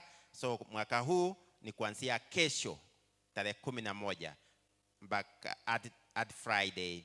Kwa hivyo tupange watoto wetu mapema. Jordan Fellowship will be on duty. Jordan Fellowship will be on duty. Nataka nishukuru Zion, ndio wamekuwa on duty, wanamaliza leo jioni. May God bless you so much. So Jordan, tujipange as from tomorrow will be on duty. Nataka kuwashukuru nyote wale ambao mlisupport harusi ambayo ilikuwa hapa siku ya Friday. Many of us attended. Kanisa ya Mosocho PHE ambayo ileta harusi yao hapa walishukuru na walisema may God bless you so much Nyamataro for your host, for your hospitality. It was wonderful. Ilikuwa ni harusi ya kufana sana. Tutakuwa na center meeting Muungano tarehe 30 mwezi huu. On 30th this month, August, tutakuwa na Muungano center meeting at Gekomu PHE Church. Gekomu PHE Church. Na church choir ndio wataimba wimbo kuhusu kumtolea Mungu sehemu ya 10, 10%. Wimbo wa Kiswahili about kumtolea Mungu sehemu ya 10. Giving to God the 10%. Kwa hivyo choir tuanze kujifunza. Nimeambiwa choir practice therefore is on Monday, Tuesday, Thursday and on Friday kuanzia saa 10 hadi saa 11. Koinonia itakuwa mwezi wa 11. Tuliambiwa last week koinonia yetu ambayo ingekuwa mwezi huu, kwa sababu ya conference ambayo ilikuwa imewekwa na wilaya, tukasongeza koinonia yetu mbele. Hiyo conference ya youth nayo imetolewa, lakini sisi tutajipanga kwa koinonia mwezi wa 11 kuanzia tarehe 13 hadi tarehe 16. All youths nimeambiwa wabaki nyuma baada ya ibada waone viongozi wao. All youths wabaki nyuma baada ya ibada waone viongozi Wow. Rigesa, watu tumefuna, Mungu ametubariki. Ile mafuna ambao tumepata, tusisahau kumtolea Mungu. Kwa hivyo rigesa, ikiwa tumefuna, wacha tuanze kuleta rigesa katika nyumba ya Bwana. Wacha tukue waaminifu kwa kumtolea Mungu. Tutakuwa na vaccination ya mifugo. Vaccination ya mifugo. Itakuwa Nyakoe ward, Bogeka ward na Nyakoe na Bogeka ward kuanzia tarehe 19 mwezi wa 8. Tarehe 19 watakuwa ria Twenya SDA, ria Mirina Kera dispensary, Nyabundo primary and Mwichogoria primary. That is on 19th. On 20th watakuwa Kiombeta primary, Keore primary, Kioge primary and Kanunda primary pamoja na ET. Tarehe 21 watakuwa Omotebwa Bagaka, watakuwa Iranda Market, watakuwa Nyanguru primary, watakuwa Nyagisai, watakuwa Matongo Market. On 25th mwezi wa 8 chanjo ya mifugo itakuwa Nyosia primary, Sierra primary, Egetonto 1 and Egetonto 2, Mogusi Bridge and Nyakoe Coffee Factory. Tarehe 26 watakuwa Sakawa primary, Mabira primary, Rera primary and Nyabiongo. Tarehe ya mwisho, tarehe 27 watakuwa Mogusi Bridge, again watakuwa Nyakoe Coffee Factory, watakuwa Gesoni Center, watakuwa Ramo primary.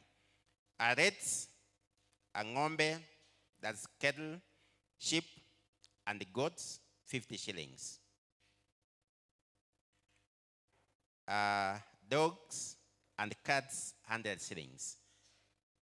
Reds, tumeambiwa ng'ombe, mbuzi na kondoo ni 50 shillings, lakini paka na umbwa ni 100 shillings. Kwa hivyo tulete mifugo yetu ichanjwe against some diseases. So ukitaka kujua tarehe kamili, niko na hii program, utakuja, we'll share ndio tujue vizuri. Finally, tutakuwa na launch ya kwaya yetu ya kanisa. Tarehe zimewekwa, tulisangasiwa. Launch ya kwaya yetu ya kanisa itafanyika tarehe 28 mwezi wa 9. On 28 September tutakuwa na launch hapa kanisani. Wageni wamealikwa, ata choirs from ata churches imealikwa, na sisi sote tumealikwa kwa hiyo launch. Itakuwa hapa kanisani. So all of us are invited, all of us are visitors. Hii ni card ambao tumetumiwa hapa kanisani. Ningependa nisome vizuri, ndio ukipata yako tutashirikiana pamoja. The bishop, board members and the organizing committee of the Nyamataro PHE Church Choir are launched. Cordially invites you to a fund drive towards buying a church fund. Bwana Yesu asifiwe. Tunataka kununua nini? Tunataka kununua nini? Gari. Yes.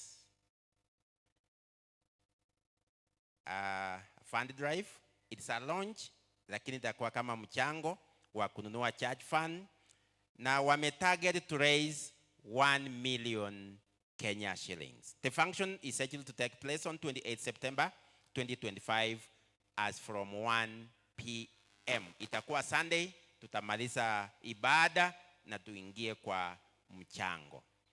So tumeambiwa kwamba sote tumealikwa tuombe huo mkutano, and let us be ready to support, and ndio tununue our church fund. All of us are welcome. Kwa hivyo hizi cards ningependa nisitoe kwa makundi mawili matatu, na wewe utapata yako. Bwana Yesu asifiwe. You'll get your card. Usipoipata leo, wewe tu kuja kwangu, nitakupatia kadi ya mchango, tuende tujipange vizuri, tulete 10,000, tulete 20,000, tulete 1,000,000, tulete 500, tulete 200, ndio tufikie hiyo dream ya mchango wa kununua church fund. Nataka nianze na apostles. Kwa niaba ya apostles wote, ningependa coordinator achukue cards za apostles. Tupigie coordinator anapochukua cards za apostles. Apostles wakienda mashinani, akikuletea kadi mpatie pesa nzuri. Unahitaji kama ngapi apostles? Nikupatie 20. Okay, utaenda ukipata sikoles, utachukua zingine. Sikiwa more, utarudisha. Bwana Yesu asifiwe. Kwa hivyo apostles najua wanafikia kila mtu. Wanafikia kila mtu. Akikuja kwa fellowship, akiwaambia we are supporting this, tuandika hapo wote. Mimi naona hiyo gari. Sijui kama wewe unaiona. Amen. Another group ningependa ichukue ni Solomon. Solomon najua kuna leaders 10, uko na vikundi 10. Siko 9. Bwana Yesu asifiwe. So wewe utahitaji 9, hakikisha kila kikundi kimepata kadi moja. Na ikizidi wawekee target ile ambao wanataka wakuletee. Tupigie MD wetu makofi anapochukua. Asante. Next group ni ladies. Ladies karibu sana. Kiongozi wa ladies ndio huyo. Uko na makundi mangapi? Ako na 4 groups. Kila group itapata kadi yao. So kiongozi wako akikuletea be ready to support. Bwana Yesu asifiwe. Bwana Yesu asifiwe. Nimebaki na cards kidogo hapa. Sasa nataka ukuje uchukue yako. Kuja uchukue yako. Bwana Yesu asifiwe. Kuja tu. Zile zimeenda huko ni kidogo. Naweza ishia njiani before upate. Uende uombe, Mungu akusaidie, utuletee 10,000, utuletee 1,000. Unaomba tu. Bwana Yesu asifiwe. Tuchukue kadi.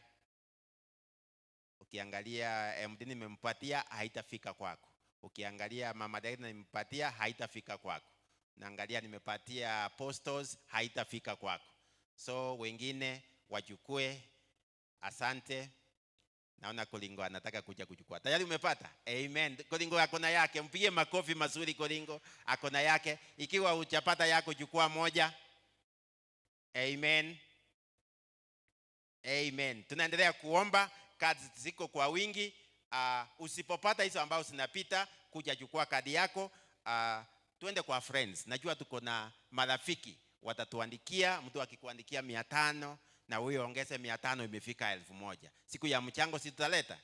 May God bless you so much. Ikiwa kuna matangazo mengine imebaki, italetwa na viongozi. Wakati huu ningependa nilete choirs ambao sitaimba kwa siku ya leo. Tutaanza na Zion Fellowship. Wakimaliza tutaingia kwa Solomon. Baada ya Solomon tutakuwa na one of our youths Ruth Chemtai, alafu tutamaliziwa na ladies. Leo choirs requests zimekuwa nyingi, zingine tumesongeza kwenda next week. Next week tutakuwa na Genesis Ndemo, tutakuwa na Pastor Clinton pamoja na zingine zitawekwa hapo. Karibu sana Zion Fellowship kwa wimbo mmoja.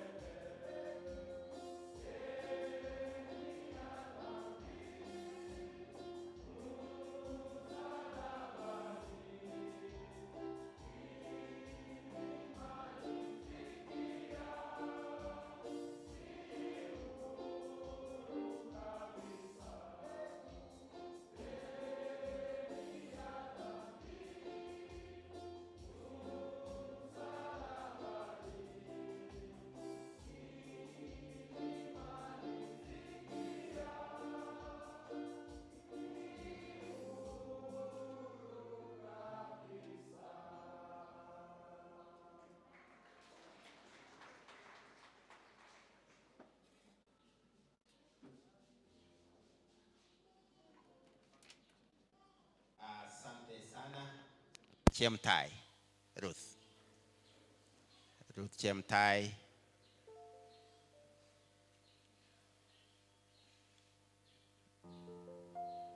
Karibu sana.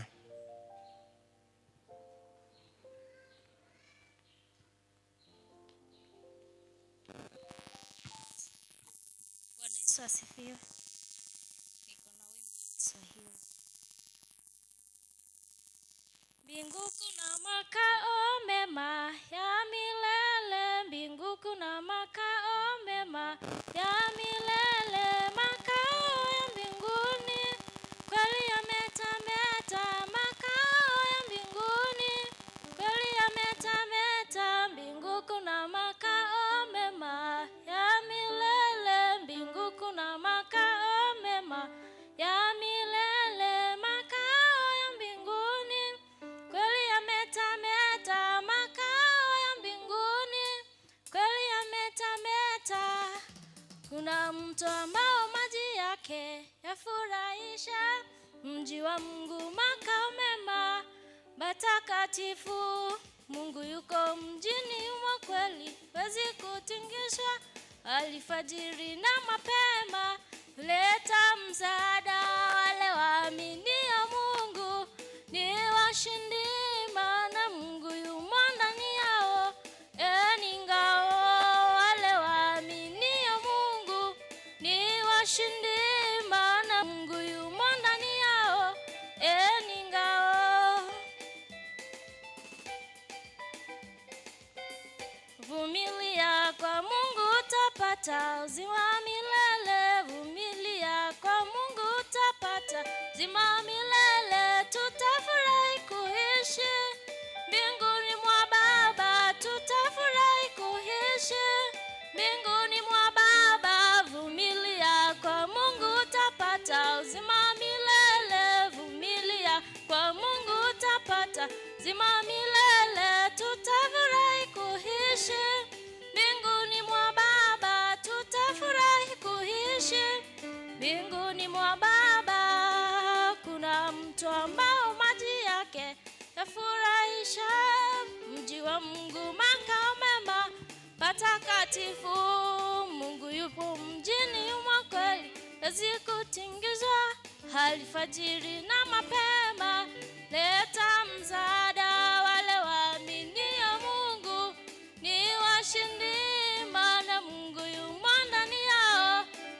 Ni ngao, wale waaminio Mungu ni washindi, maana Mungu yumo ndani yao. Ni ngao. Kuna mto ambao maji yake yafurahisha, mji wa Mungu makao mema patakatifu. Mungu yuko mjini humo kweli, hawezi kutingizwa. Alfajiri na mapema leta msaada, wale waaminio Mungu ni washindi, maana Mungu yumo ndani yao. Ni ngao, wale waaminio Mungu ni washindi, maana Mungu yumo ndani yao. Ni ngao, wale waaminio Mungu ni washindi, maana Mungu yumo ndani yao. Ni ngao. Mbarikiwe. Asante sana Ruth Chemtai. Ladies, karibu. Ladies wanapokuja, nataka kutangaza kwamba ikiwa nafasi imejaa huko juu, nimeambiwa hakuna viti ya kutosha huko juu, tuko na vingine hapa chini. Usisimame, kuna viti hapa chini. Kindly teremuka, kuna viti nyingi hapa chini. So Isaiah, kindly coordinate watu wasisimame huko juu, waambie kuna viti nyingi hapa chini. Karibu.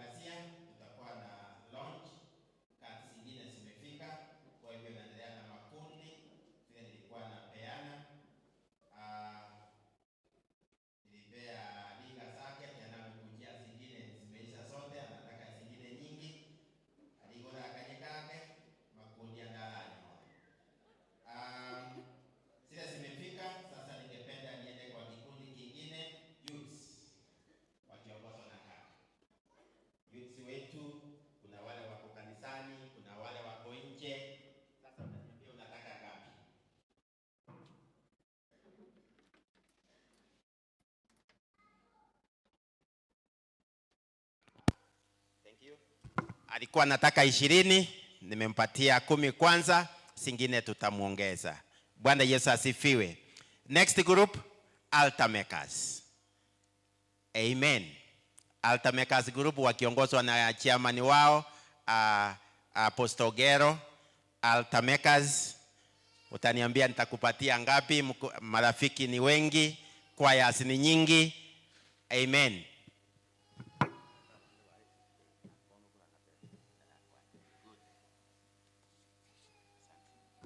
Na yeye alikuwa anahitaji 20, lakini nimempatia 10 kwanza.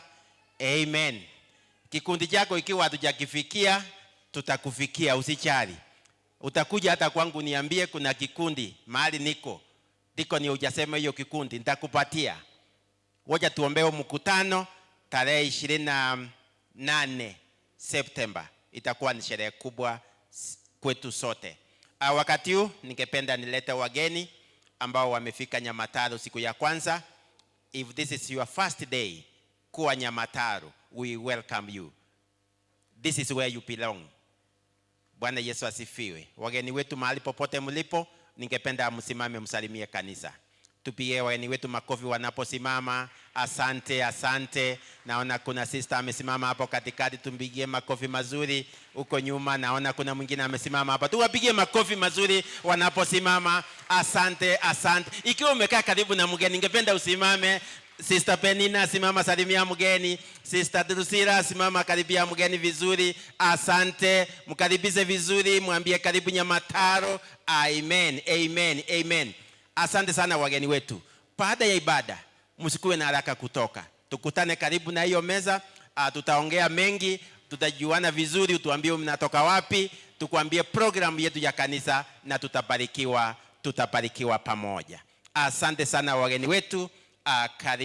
Karibu Nyamataro. Wakati huu ningependa tuende kumtolea Mungu sadaka na sehemu yetu ya 10% tukichua leo ndio siku ya mwisho ya mwezi kulingana na PH, ratiba ya PH ni siku ya reports. Kwa hivyo tutasimama tukiongozwa na praise and worship, tumutolee Mungu sadaka, fungu la 10 na vyote vile ambao umeleta katika nyumba ya Bwana. Mungu atatubariki wote pamoja. Praise and worship.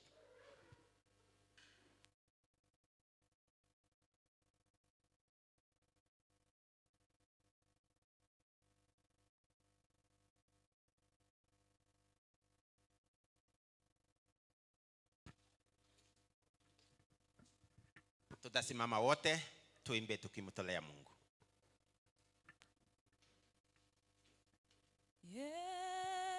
Yesu, naomba unisikie.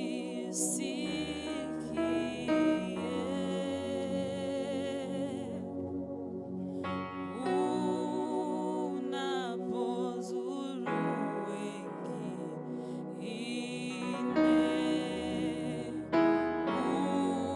usinifiche.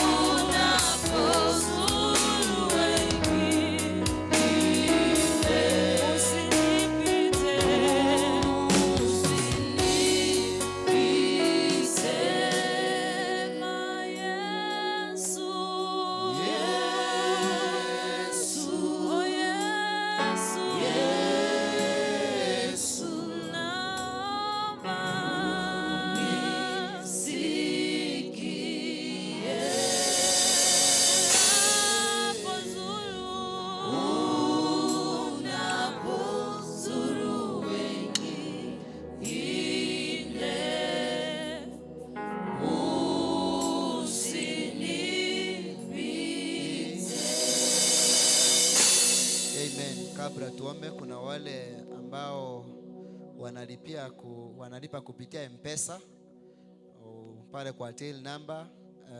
Till number ni 331388.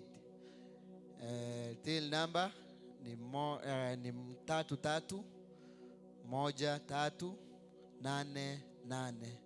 Bwana wabariki. Tuamini, tuombe, na ningependa wale wameketi tusimame, kwa sababu tukiomba tunaingia kwa praise na kwa amen. Tuombe.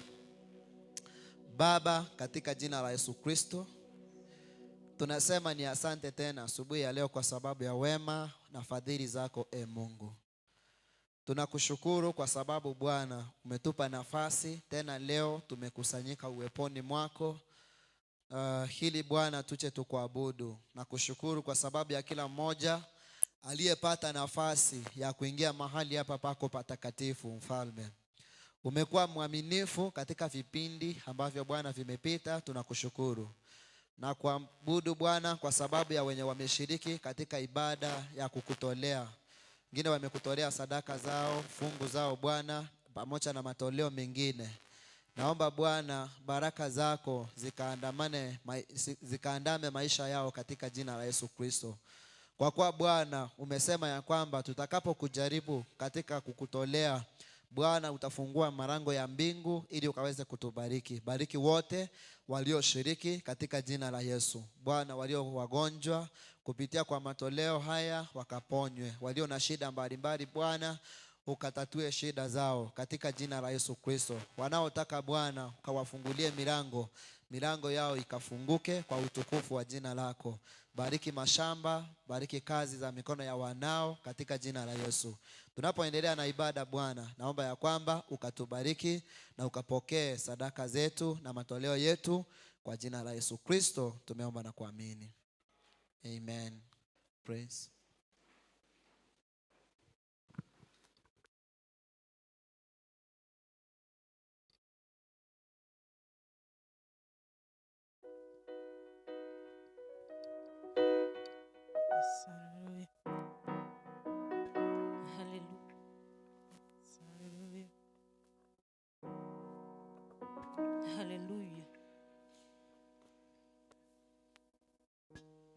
Haleluya.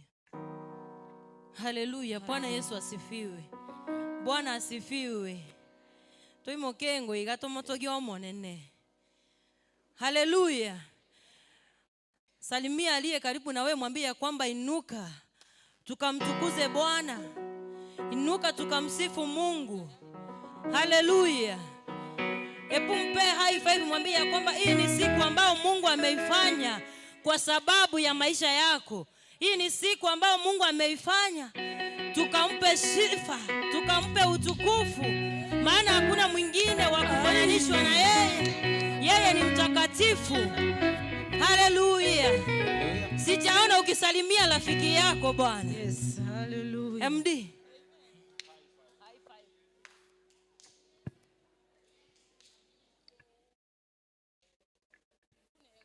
Haleluya. Kama umesimama na kama umekaa, haleluya, inuka tu kwa miguu yako. Moka aigo tu, moka ni kwa neema tu. Wamama mpo katika nyumba, mko mahali hapa kweli? Wamama tuko hapa. Wapi figeregere? Figeregere na makofi. Haleluya.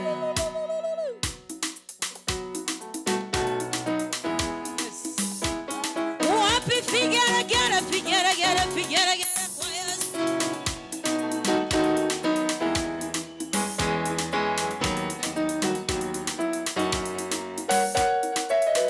Otogiwe tata, otogiwe tata, otogiwe,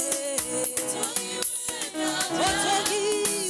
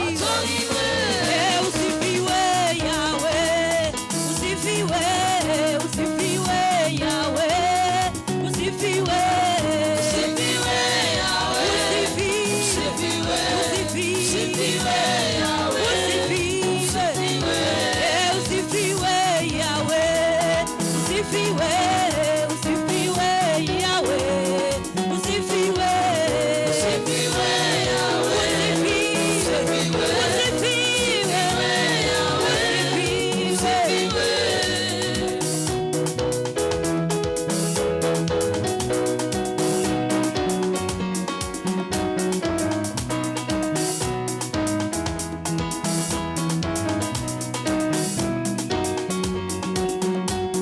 Wapi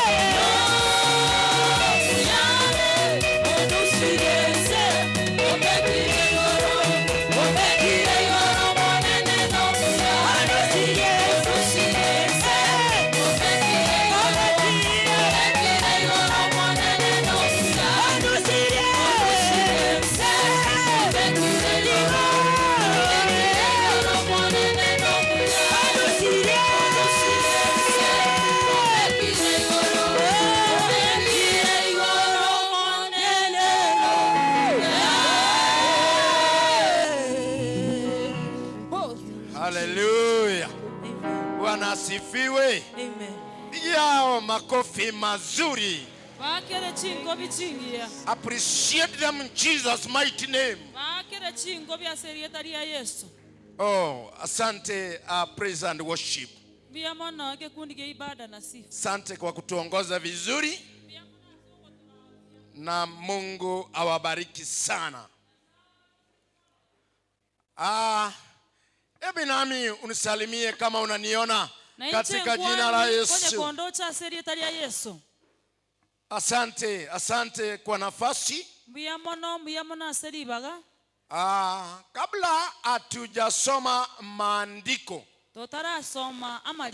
before we read today's scripture, allow me do one or two things kindly. Behind the pulpit here, there is a billboard. A billboard nero. Aha, Sante. There is a billboard by the name the Nyamataro PAG Church. The Nyamataro PAG Church. Christ Worship Center of Choice in the region and beyond. I am saying we want to pray for this billboard. After praying for the billboard, I will ask the development committee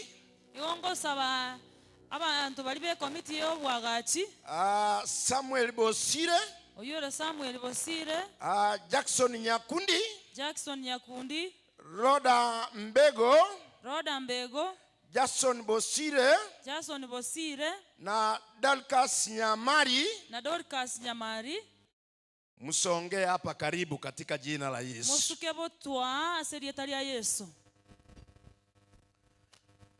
Kubali tuombe tangazo hili la kusema Nyamataro watu wanapotea huko nje, na saa hii nafikiria hiyo shida itakuwa imeondoka. Anchera tusabere amalika yega gutangasa nge Nyamataro PAG kiagara konya abantu nigo bagosira kulenda bonongo chaka bari komanyanga ye kanisere.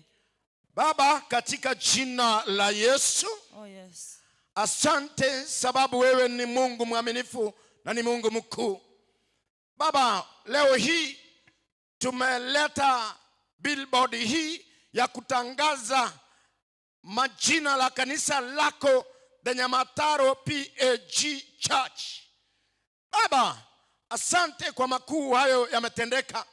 Mungu, tunapopeleka billboard hii iende kuwekwa pale kwa gate la kanisa, Baba, tuwaomba uwepo wako, tuwaomba amani yako, tuwaomba ukasimame na kanisa hili. Baba, matangazo hayo yafikie wageni wote wanapopita kwa barabara, wajue kanisa lako mahali liko. Tubariki kama kanisa, tenda mazuri kama kanisa, na ni kwa jina la Yesu tumeomba, na kila mtu aseme amen. Basi wapi wale that committee, tafadhali kindly ngayole tikarati ko mungine raberabo abi ande ngaimole Samuel Bosire, Jackson Nyakundi na Jackson Bosire. Where are you? Kindly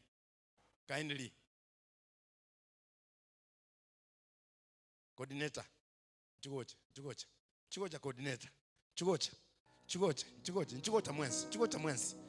mwensi mubwate kwerende musangere kwende tonyire guchalia alafu muche mwenye manyenga kieko nchwa bangi na rene gakinga bacho aliga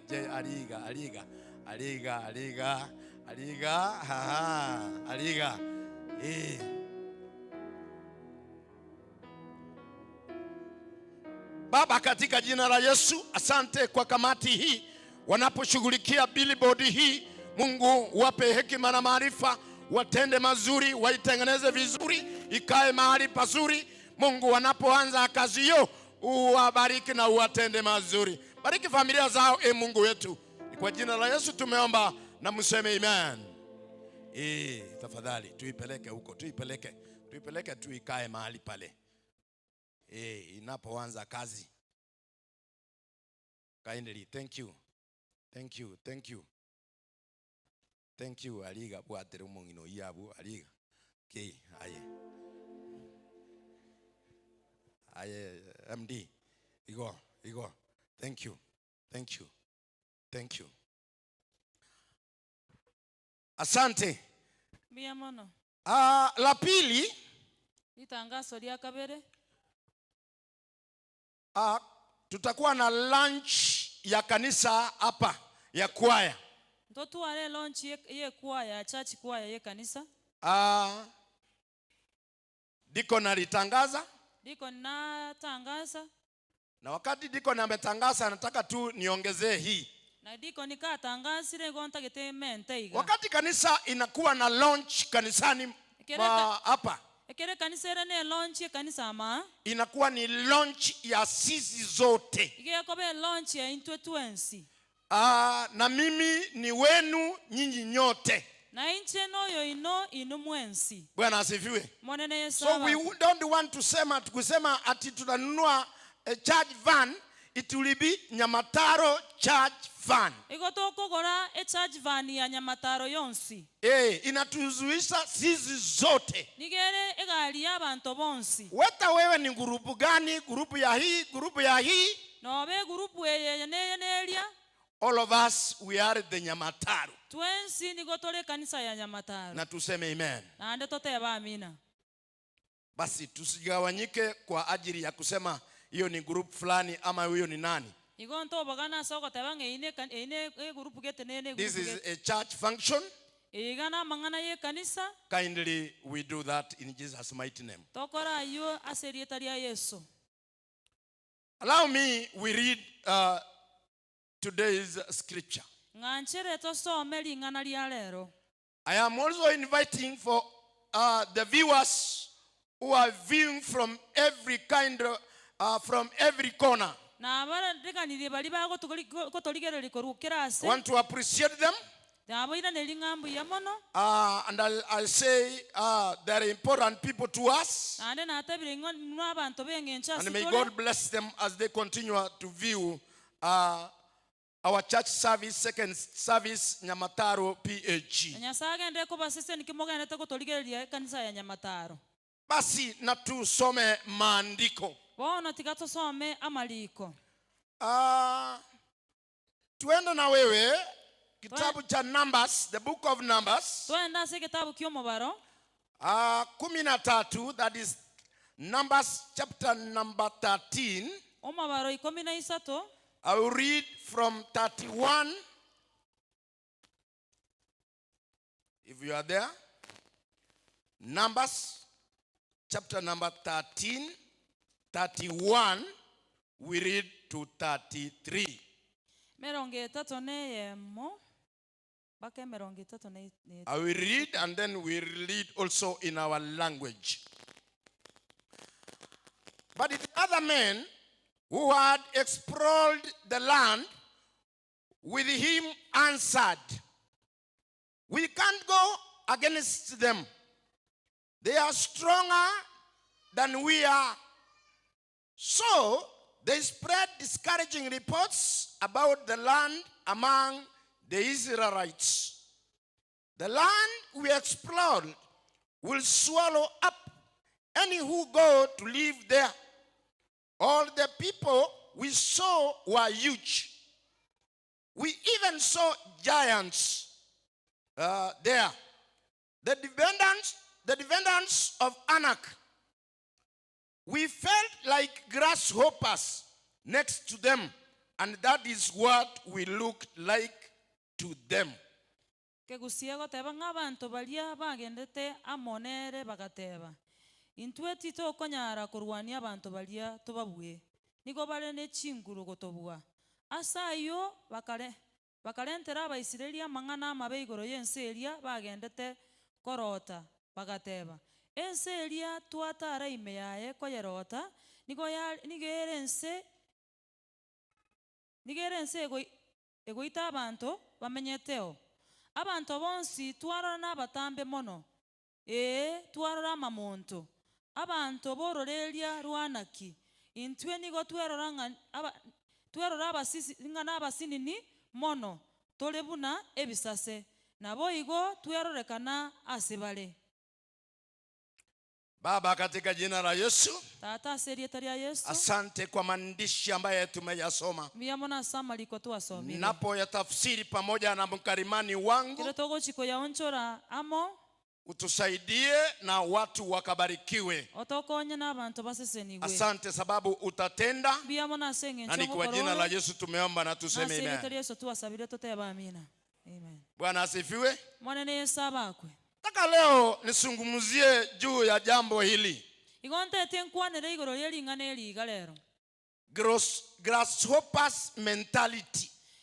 Ebirengereriyo byokobegesase. Or if you like, you say grasshoppers disease. Owaruwaire bwebisase. Bwana asifiwe. Amen. Maandishi ambayo tumeyasoma, Amaliko tuwasomire. Musa ambaye ni msimamishi wa wana wa Israeli, Musa oyo lengo mwatenereri bwa abana ba Isiraeli. Moses the leader of the children of Israel, Musa olomorai bwa abana ba Isiraeli. before they were approaching the promised land, Bataraika asense elia bayaliere tweira. he agreed with the children of Israel Agancherana n'abana ba Isiraeli. to select the 12 people Bachore abantu 12 who could go and spy the land they were supposed to go. aba bakwenda koyerota ense eri bale kogenda. So Moses agreed with the children of Israel Ono Musa bagancherana amo n'abana ba Isiraeli. to bring up 12 men Koreta bosio abantu 12 who will go and try to spy the land abago chiko yeligereria na koyerota ense eria and see how that land looks like. na koligere na korense inga kiere. And surely these people were sent. Ekene abantu aba bagatomwa. And then these people went to see that land. Ekera abantu aba bachiete korense ense eria. The Bible tells me Ebibilia nigegonte. when they reached there, Ekere baigeta asaria. they inspected the land Bakarerota ense eria. and they agreed that it was a good land.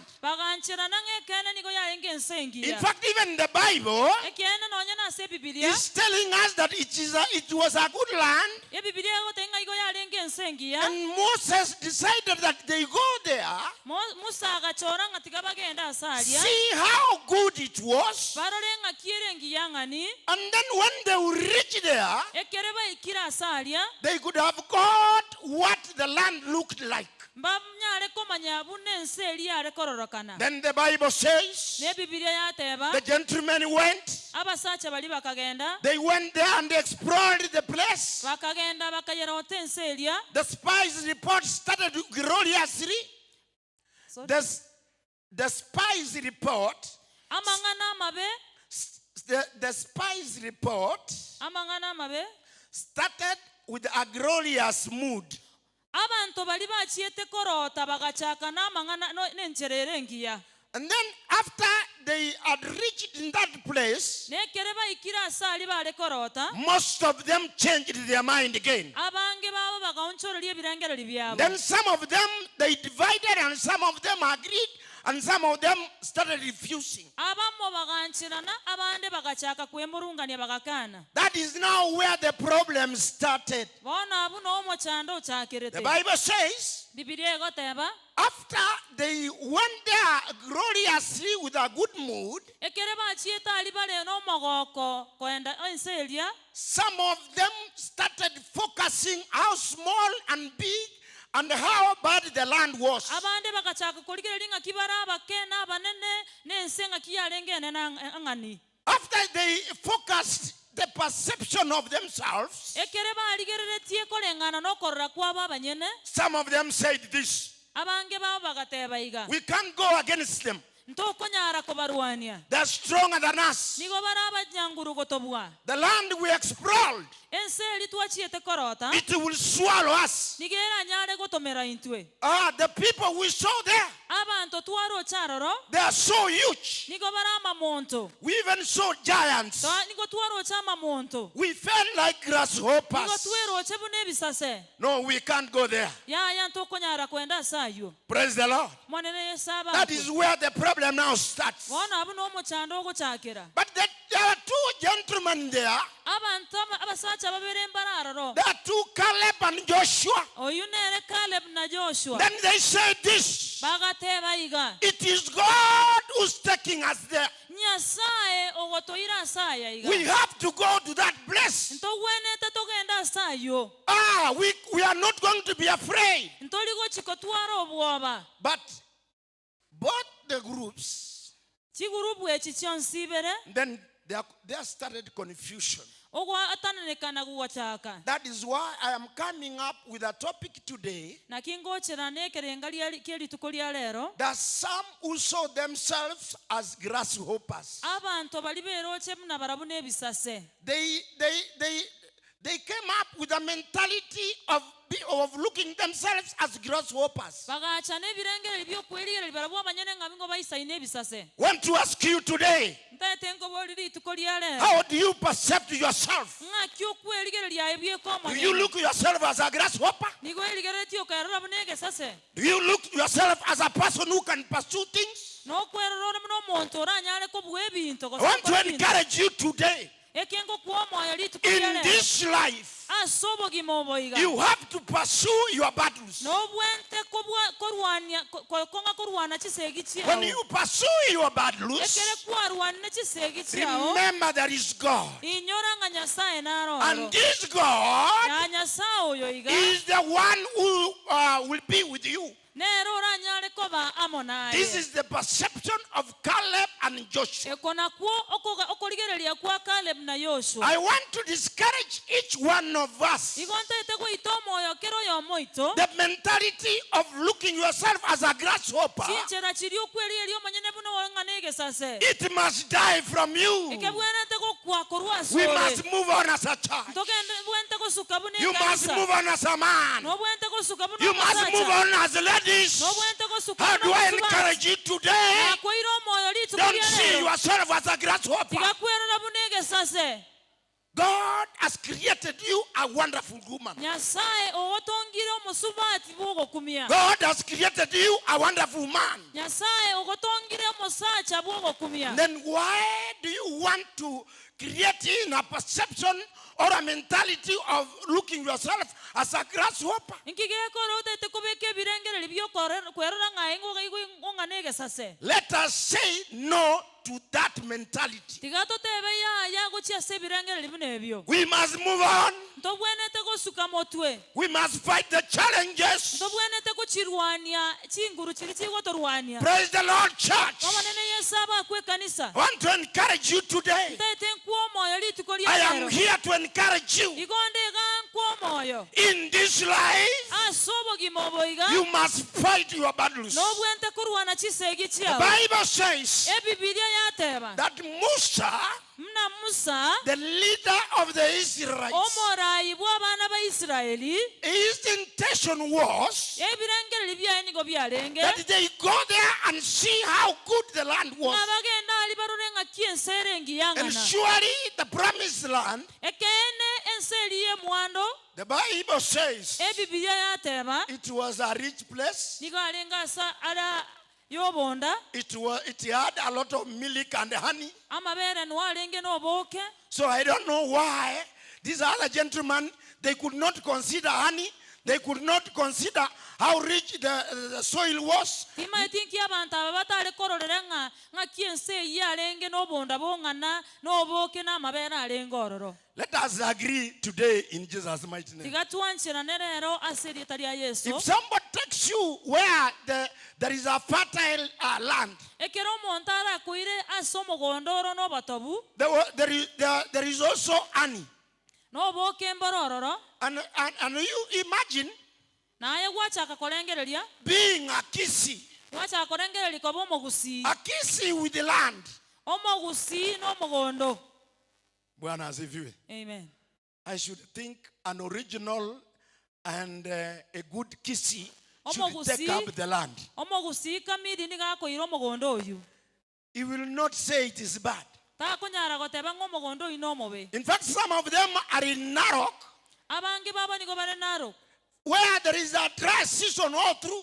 ase ensere no yobu etabwati mbura none rituka erimo But here the Bible says, korende gaige bibilia yatebire then they were taken to a good fertile place. bakairwa ase aratobu And then some of them did not want to take up the place. n'abandi mbatete koira ase ayu agiya I don't know why they were doing that.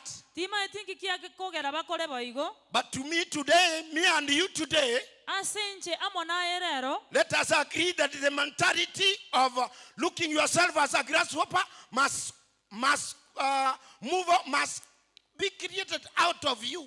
tigatwancherane ng'a okwerengera ribu negesase mbibwente korwa ase obogima bwaito Bwana asifiwe. amen The spy mission, abantu abaiga bachiete korota the spy mission, as I have said, was intended to encourage the children of Israel to see how good, how rich the promised land was. ekerenga kia abantu bali bachiete korota nigo kialenga nga bachikorora ase ali ng'a kialenga agiya naende ng'a kialenga atobwang'ana The spy's report, I said, started gloriously with a good mood. ogo abantu bali bachiete korota nigo nateba bachagete bare ne oyo omuya But it changed as they began to focus on orende giants. bagachaka gwonchoreria ekere bachaete kwerigereri barabwa abanyene I want you to note this. igo ntaete omanye iga We all must keep our eyes off obstacles. igo tobwente kobeka amaiso aito are n'ebitango We all must keep out of our eyes off the obstacles of life tobeka amaiso aito are n'ebitango by'obogima and keep our eyes to Baka- God, who has the power to beat out the giants. tobeka amaiso aito ase nyasaye ori okonyara kosaria obobo borasi tore If you put off your eyes with obstacles of daily ups and downs, ekero orasieka amaiso akorwa ebitango byakera rituko look to God. morigereri nyasaye When you look to God, kere kwamorigereri nyasaye He has sufficient power to keep you moving. nare n'echinguru chisaine gokogendereria So how do I encourage you today? ng'aki nakoire omwoyo rituko ria rero That don't be a person always. tigakoba omonto chingaki chionsi You are only looking at the ups and downs of life. origereretie obogima bwabo nabo bwate ebitunwa n'ebitongo God is there for you. nyasaye nwara amo naye He will handle up the obstacles. nanyare goshigulikera You just ebichanda leave ebyo yourself to Him. erwe asare kegima No matter how great the obstacles are, terikobwatia ng'aki ebitango bire binang'ana pursue your faith. bwatia okwegena kwao Pursue your faith. bwatia okwegena kwao Stand firm. tene nabokong'u And the Lord will always be with you. na nyasaye nagendere koba naye botambe When you go and read Isaiah 40:22, kera wasoma isaya 40:22 maybe let's read that. tigatosome eyo Maybe let's read that. tigatosome ling'ana ebyo Isaiah chapter number 40. If you are there, you can read. egoteba ng'a ere nere oikaransete ase orosingo rwense Yes. na abamanyete ase ense nigo banga abamenyete ase ense nigo banga buna ebisase Yes. nere okorambora igoro chionsi buna egetambaa gekoramborwa Yes. nere ogochirambora buna ema ekomenywa ekoramborwa The Bible says this in English. Isaiah 40:22. It is God who sits above the cycles of the earth. The people below must see him like the people below must seem to be like grasshoppers. He is the one who spreads out the heavens like a curtain and makes his tent from them. He judges the great people of the world and bring them all to nothing.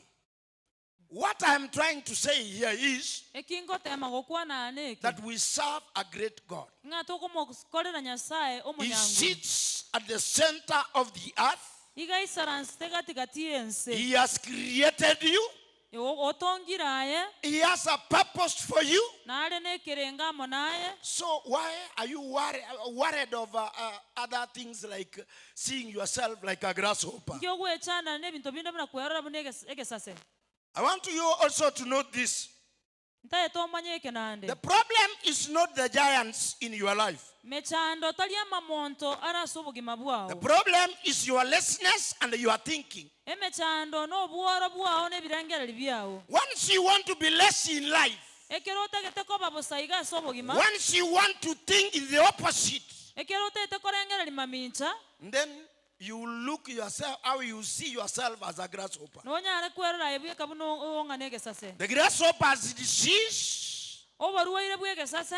actually, it has spoiled a lot of Christians and people around. Obaruwaire obwasaliri abantu abange bo asense. God has given you the powers. Nyasaye okoire chinguru. You are a woman who is energetic. Aye no musubati ole chine You are a chinguru. man who is energetic. Oro musachi ole ne chinguru. Pursue your battles, Ruania chisegi chiao. and God will help you. Na Nyasaye nagokonye. Bwana asifiwe. Mwanene How do I encourage you today ngakina koira moyo litukolia lero. in your battles of this life? Onyo chisegi chiao chobogimo oboiga. Stand firm and do something about them. Tenena okore gento igoro yayo. Prove other people wrong that you can do it. Oro kia bantu bandi ngarabo konyara gokora. If you are a woman, Onye koro musubati. I am sure these days women can even do better than men. Ninde ne kene chinga kicha basubati ngokora bare biyamono gwetania basacha. So why do you think you cannot do it? Ngaki okorengeli ngato konyara gokora. I want to encourage you today. Igonte tenko moyo litukolia Let lero. us pursue what God has given you. Tigato bwati kelinya saa atoire into. Let us run for our goodies in life. Tigatora tominyokere bintu biri byeite biya sobogima. Today I want to pray with you Lero ntete nsaba monaye so that you forget the mentality or the disease of grasshopper. oebe ebirengereriyo byokorengeri ngaye wonga nebisase. If we want to build this church, Onye tutete kuagache kanisa yeiga. let us not see that we cannot do it. Tigato ontu eranga ntu konyara gokora. Oh, Bwana asifiwe. Omonene yesaba. Praise the Lord. Aba kuyesu. Kama unaniona huko nyuma, Ngosonondo chikurwali maiga. asante. Nataka kukuambia hivi. Igonte tenkote biga. Kama tunataka kufanya kazi ya Mungu Onye toka netikokore mirimo ya Nyasaye. na tusimame na tufanye, Na ande tutenene na gokora.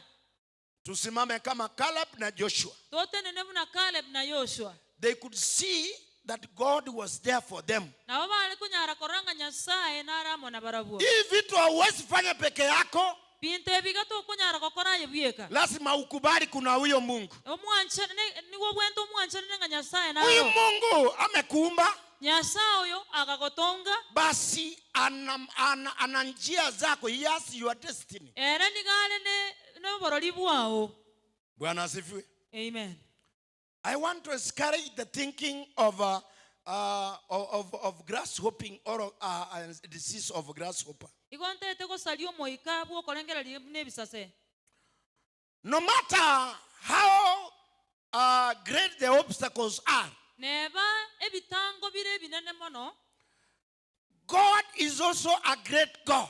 Nyasaye nene nigaro monene mono. We preach a great God Igoto koreta Nyasaye oyo who's monene. able to come up and assist us. Oyo konyara gocha onyara gotuobokonyi. So I know that very God I preach. Inima etenga Nyasaye oyo I know nkorandia. that God that I'm bringing to you today, Nima nyete Nyasaye oyo nkoleta simoreri He tukolia will lero. do it for you in Jesus' mighty name. Gokorara simora aseri etalia He will Yesu. walk with you in Jesus' mighty name. Natara mona inu aseri etalia He will Yesu. win your battles in Jesus' mighty name. Nababuere chirwa chitegi He china will aseri etalia never Yesu. fail you in Jesus' mighty name. Nakonyara gogotiko bu aseri etalia Yesu. Surely He will walk and be with you. Ekene natare nade natare aramo The nayo only thing I want you to do in today, egento gioka nakogania okore rituko ria rero get encouraged in Jesus' mighty name. egwo moyo ase rieta ria Yesu So I have come here today egona achira to rero encourage you, gokwa moyo despite the oppositions. neba ebitango birororo The opposition, sometimes they determine how lazy and how unwilling you are. abantu bali barema mincha nigo baokworoki ng'a kioro mworo naende otari tayare gokora ebinto biao When you look other people, when you walk around, ekero okorigereria abantu bande ekero gotaraiga I can see handsome and beautiful ladies around. igondo ocha abasubati abanyakieni n'abasacha If you abanyakieni decide today to walk and do some work, ekero ogaraganire ero ng'a notagete gokora egento I am sure God will be happy ninde because nekene ng'a nyasaye nanyare kogokigwa Bwana asifiwe. amen We have discouraged God. twamoitire nyasaye omwoyo We have discouraged God. twaitire nyasaye omwoyo Why? aseki He's telling you ogoteberia aye there is a green pasture somewhere. ng'ase naragiya Tangulia uende huko. tang'ano enda asaria And then when you go there, bona yekere gwachiraria you come back and start complaining. gwairana gwachaka kwemurungania And God has given you a green pasture elsewhere. nyayasa okoira asagiya aragiya Take up the pastures God is showing you. ira asagiya agiya nyasa okworokia Improve your thinkings. yani menta okorengereri kwao How do I encourage you today? ng'akina akoira omoyo rero When we live in this life, ekero tomenyete ase obogima oboiga the problem is not giants. obogima amechando teri mamonto The problem is not giants. The problem is not anything. Is only your thinking. emechando tari mamonto emechando nokorengereri kwao I also want to say this. igongane tinane ntebeiga For those of us ase bali abamo baitu who bring out discouraging reports, abo bakoreta amang'ana y'ogoita omoyo when you are doing something, ekero ogokora egento you want to bring up a discouraging report. wataka koreta amang'ana yare atari kwa abantu If you omoyo want to buy a church van, ekero motaite kwogora egari y'ekanisa we want to say we cannot.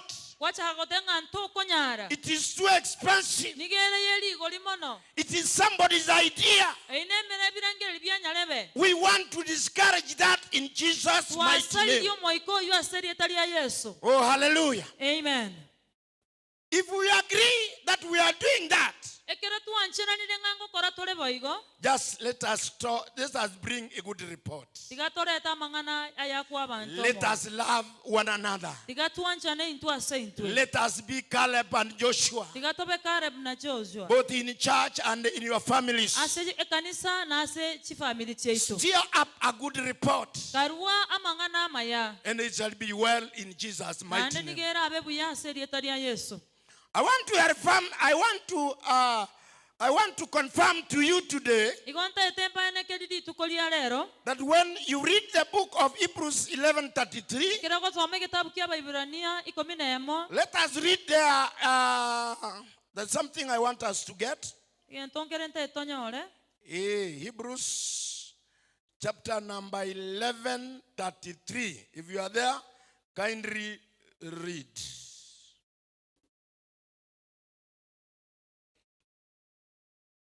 Eleven 11:33.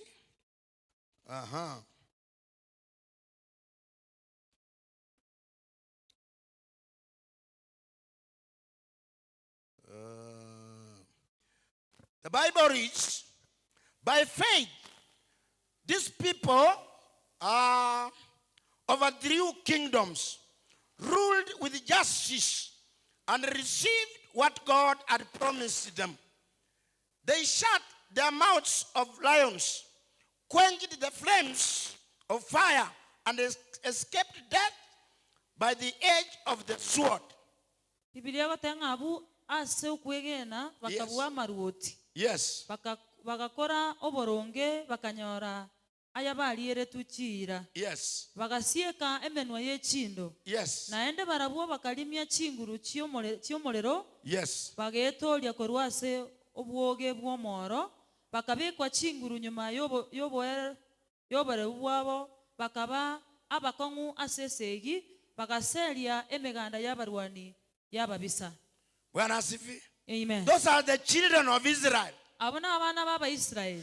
And today, even yourself, Nonyende era yebuyeka omonyene through the glory of our God, gwetera ase obonene bwa Nyasaye it is waitu sufficient for you igo boisaine ase eng'encho to yago move on and be a winner in wherever you are. ogenderere nakoba omobui ando nsi asore When you just carry out your faith, ekero kwoimokire ase okwegena move on in Jesus' mighty name. osuke motu ase riita ria Yesu See yourself as somebody God created wonderfully. owero naye bieka mnaye Nyasaye oria atongete You will buya always be a winner in everything you do. nogendere koba omobui ase kende gionsi And that ogokora is what I am praying for you today. neki naki nabasabeire rituko ria rero We continue like that togendera igo because God has promised us ekiagera Nyasaye otoriereire ira to give us the land of Canaan.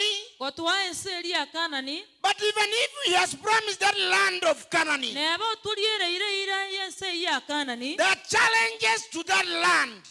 ebitango mbirogo chiase ense There are eyo ups and downs to that land. ibitunwa n'ebitongo mbirago chiase ense eyo You must make an effort to acquire that land. bakoebeka ekinguru endonyare koira ense eyo In this life also, ase obogima obo naende you have to do something before you get something. n'obwente gokora egento erinde onyore egento There is kende nothing for nothing. gento nkeyo kia bosa ase That is bosa what I want to encourage you ekino today. kintaete gokuwa omwoyo rituko ria Wherever lero you are, ando nsi asore fight those challenges rwana chisegi ekyo and then acquire that land God has given you. naende onyore ense eri Nyasaye akoire And God is behind you. na Nyasaye niware magega He yawe has promised to be with you. orire ira koba amo naye Bwana asifiwe. monene Yesu abakwe How do I want to encourage you today? ng'aki nabaire omwoyo rituko ria lero That we must move on in this life. ng'a tobwenete gosuka motu ase obogima Don't oboiga see yourself as a grasshopper. tiga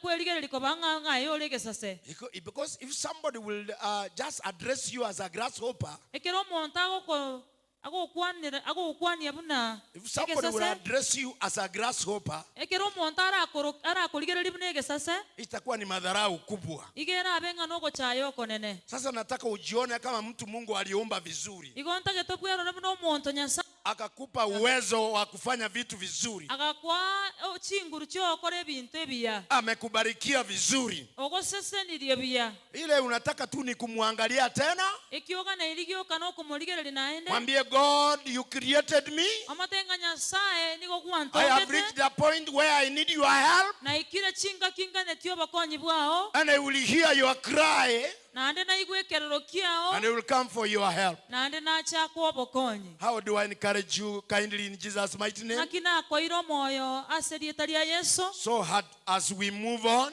muna togendete gosuka motwe that mentality must come out of it. ebirengereri ebio mbibwente korwa ase ore Be the Joshua we need of today.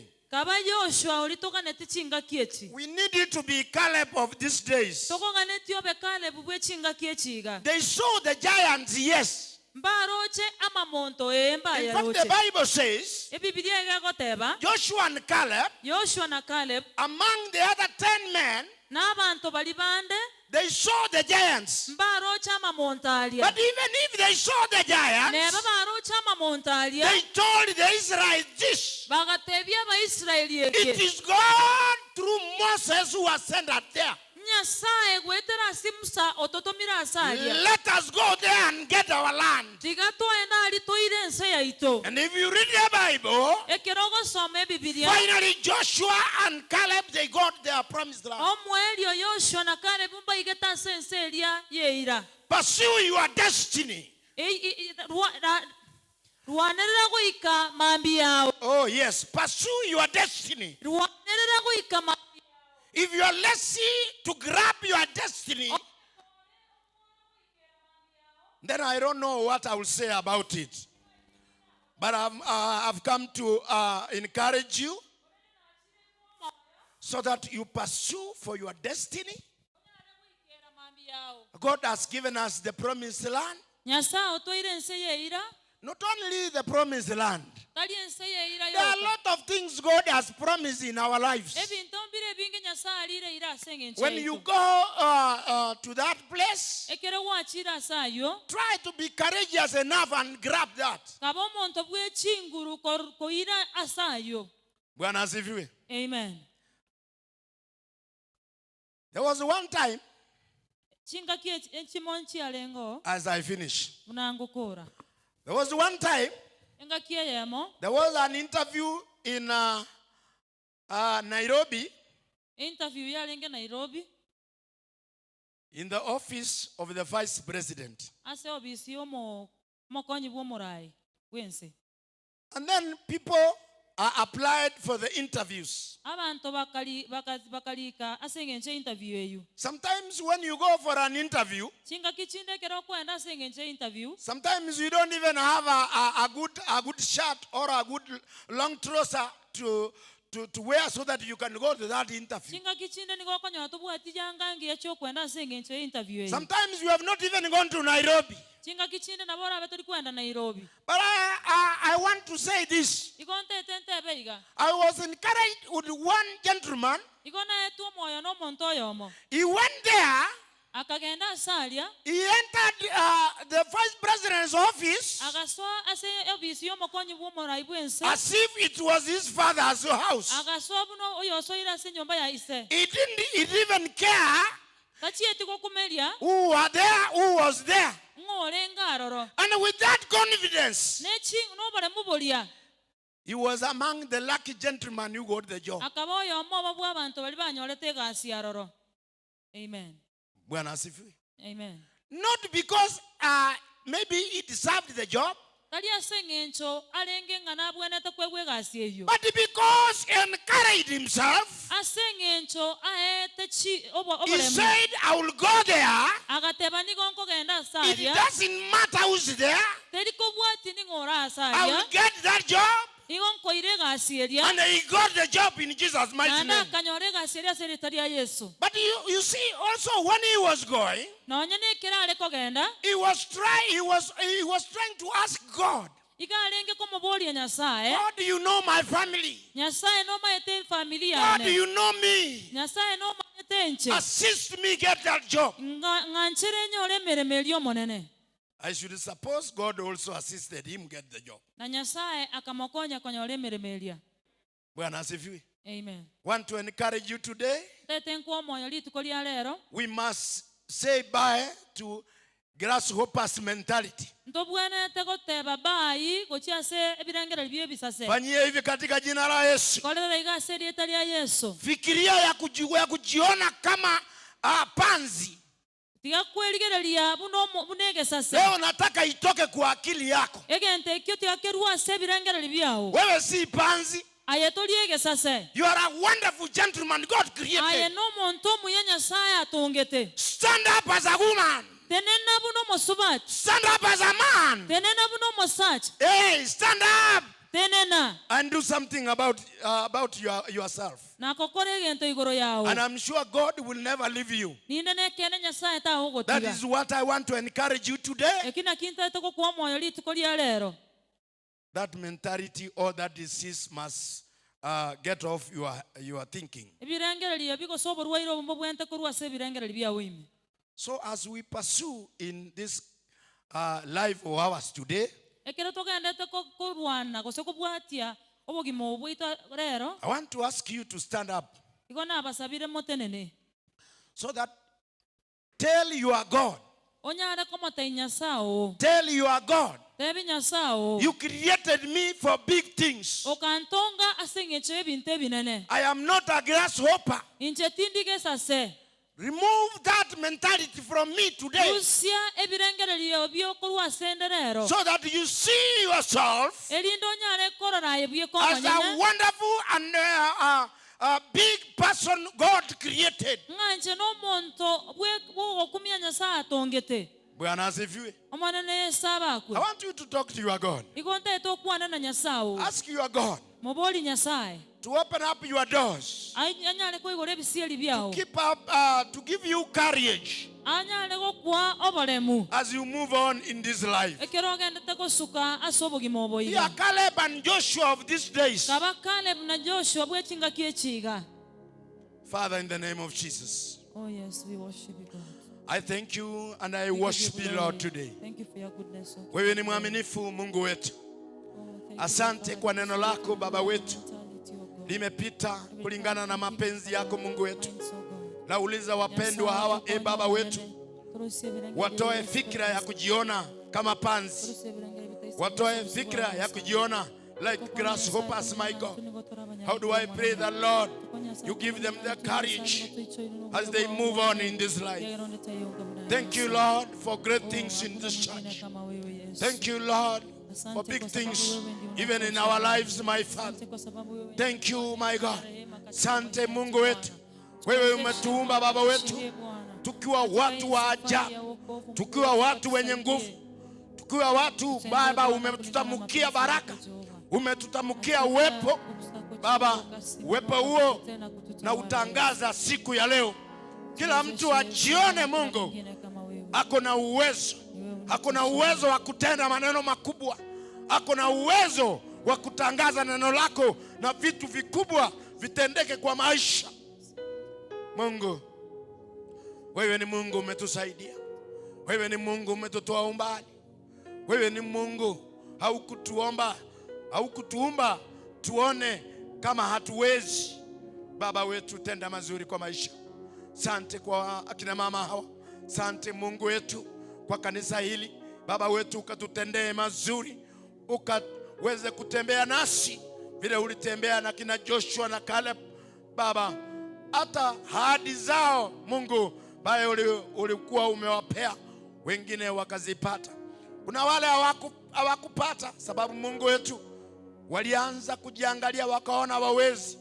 Kero Baba Mungu wetu, nakemea maneno ya kujiona hatuwezi, nikawatie nguvu wapendwa hawa, uwalinde kama kanisa, tuinue. Oh, hallelujah. You are great, Lord. We thank you, my Father. Thank you for your word. Thank you, my God. Sante, najua utatenda Mungu wetu, utatusaidia Baba wetu, utatuinua kwa hali zote. Mungu utasimama na utatutendea mazuri. Oh, hallelujah. Taka niombe na mtu. Kama taka ufikirie na ujue Mungu hakukuumba ujione wewe ni panzi. Mungu amekuumba ujione wewe ni waweza kupitia kwa nguvu zake. Taka niombe na wewe unapofikiria hivyo. Baba wetu, wewe ni Mungu wa ajabu. Oh, yes. Wewe ni Mungu mwenye nguvu. Mungu wetu, katika jina la Yesu, leo hii aombea kila mmoja mwenye amesikia neno lako Baba, ukatutende mazuri Baba, ukatuondolee fikira za kujiona hatuwezi. Kwako Mungu tunaweza, ukatusaidie, ukatuinue. Nua yule mama, nua yule mzee, nua yule kijana na watoto wetu, ukatutendee mazuri Mungu wetu. Najua utatuacha sababu wewe ni Mungu waweza.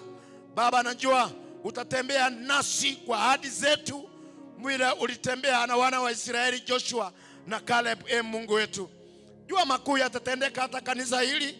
Mungu tusaidie tunapomaliza, na ni kwa jina la Yesu tumeomba, na kila mtu aseme amen. Amen. Basi taka niwaachie hapo. Deacon, you can come over and take us to another level. Asante sana Bishop. Tupigie Bishop makofi mazuri anapoenda kukaa. Asante sana kwa neno, the grasshopper mentality. Ile mentality ya kusema kwamba hautaweza. The Bible has recorded that wale ambao walitumwa, there's a section ambayo ilirudi kusema kwamba tulijiona kwamba sisi ni grasshopper, na hivyo ndio tulionekana kwa macho yao. So the problem are not the giants. Problem ni sisi wenyewe. Bwana Yesu asifiwe. Tumeambiwa vizuri kwamba that mentality wacha itoke kwetu. Wacha itoke kwetu kabisa, vile tumeambiwa. Kuna mahali tumeambiwa maybe after 28th of September tutakuwa na church fund. Bwana Yesu asifiwe. Tuseme sasa wewe ndio mmoja wao, umetumwa uende uangalie kama tutapata hiyo church fund. Utarudisha ripoti gani? Grasshopper mentality ifanye nini? Itoke. Tukue kama Caleb and Joshua, tuseme kwamba with God atatupatie hiyo land. Bwana Yesu asifiwe. With God we have this fund, we have the church fund, na Mungu atatusaidia na yote itawezekana. Before tupate maombi ya mwisho, ningependa kusema kwamba ile support ambayo tunapeana kwa Ladies Conference na watoto wetu ambao watakuwa hapa siku ya Jumamosi, wale ambao tulijiandikisha, let us continue giving. Tunatuma kwa namba ya secretary wetu wa kanisa 0721 54 30 54. Kuna wengine waliandika lakini hawajui wanatuma wapi. Secretary wetu Jacqueline Nyagaka 0721 54 30 54. Imewekwa kwa wall yetu ya kanisa, our main wall imewekwa hapo. Unaangalia uone ulijiandikisha pesa ngapi.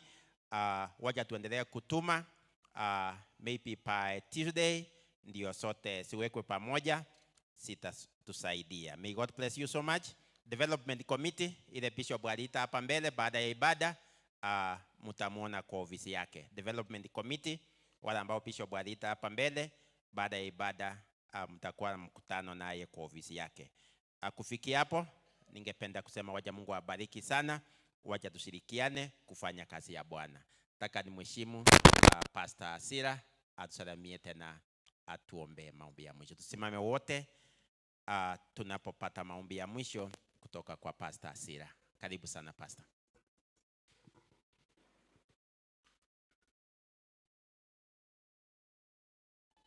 Hallelujah. Wangapi wamebarikiwa kama mimi? Kama hujabarikiwa usiinue mkono. Kama hujabarikiwa usiinue, lakini kama umebarikiwa inua. Na nikikuona hujainua, basi nitafanya repetition ya hayo mahubiri ili na wewe ufanye upate kitu. Bwana asifiwe. Mungu awabariki. Gosheni wale walifanikiwa ukuje, hebu inua mikono. Gosheni. Diko ni awaone vile ako hapa. Gosheni inua mikono namna hii. Ai, inua mkono namna hii, namna hii, namna hii, namna hii. Wako. Wako. Thank you. Na tuombe. Baba wetu uishie milele na milele. Asante kwa sababu ya siku ya leo. Asante kwa sababu siku hii ni siku ya kukuabudu. Ni siku Bwana imetengwa na uliitenga kitambo juu ya kukuabudu. Asante kwa sababu ya watoto wetu wako nasi kwa sababu ya likizo. Asante kwa wamama, asante kwa wazee. Asante kwa sababu ya wageni ambao umewaleta siku ya leo kwa nyumba yako. Asante hata kwa neno lako kutoka kwa mtumishi wako. Naomba ya kwamba ukazidi kumuongezea, ukampe mengi, ukamfanulia zaidi Bwana, ili aendelee kutuliza neno lako. Nimefika tamati, watu wako msimama na miguu yao. Takapoenda nyumba zetu tumejajile mikononi mwako. Neema yako ikatutosha. Tembea na kile mmoja. Wale wanafanya kazi, Mungu wetu ukawasaidie. Wale wanafanya biashara ukawasaidie. Kwa mikono yao, kazi ya mikono yao ukaibariki. Neema yako ikatutosha sasa. Kwa Yesu aliye Bwana na Mwokozi wetu. Amen. Tumemalizia hapo. Tunaweza salimia hapo nje tukitoka, na Mungu awe nasi.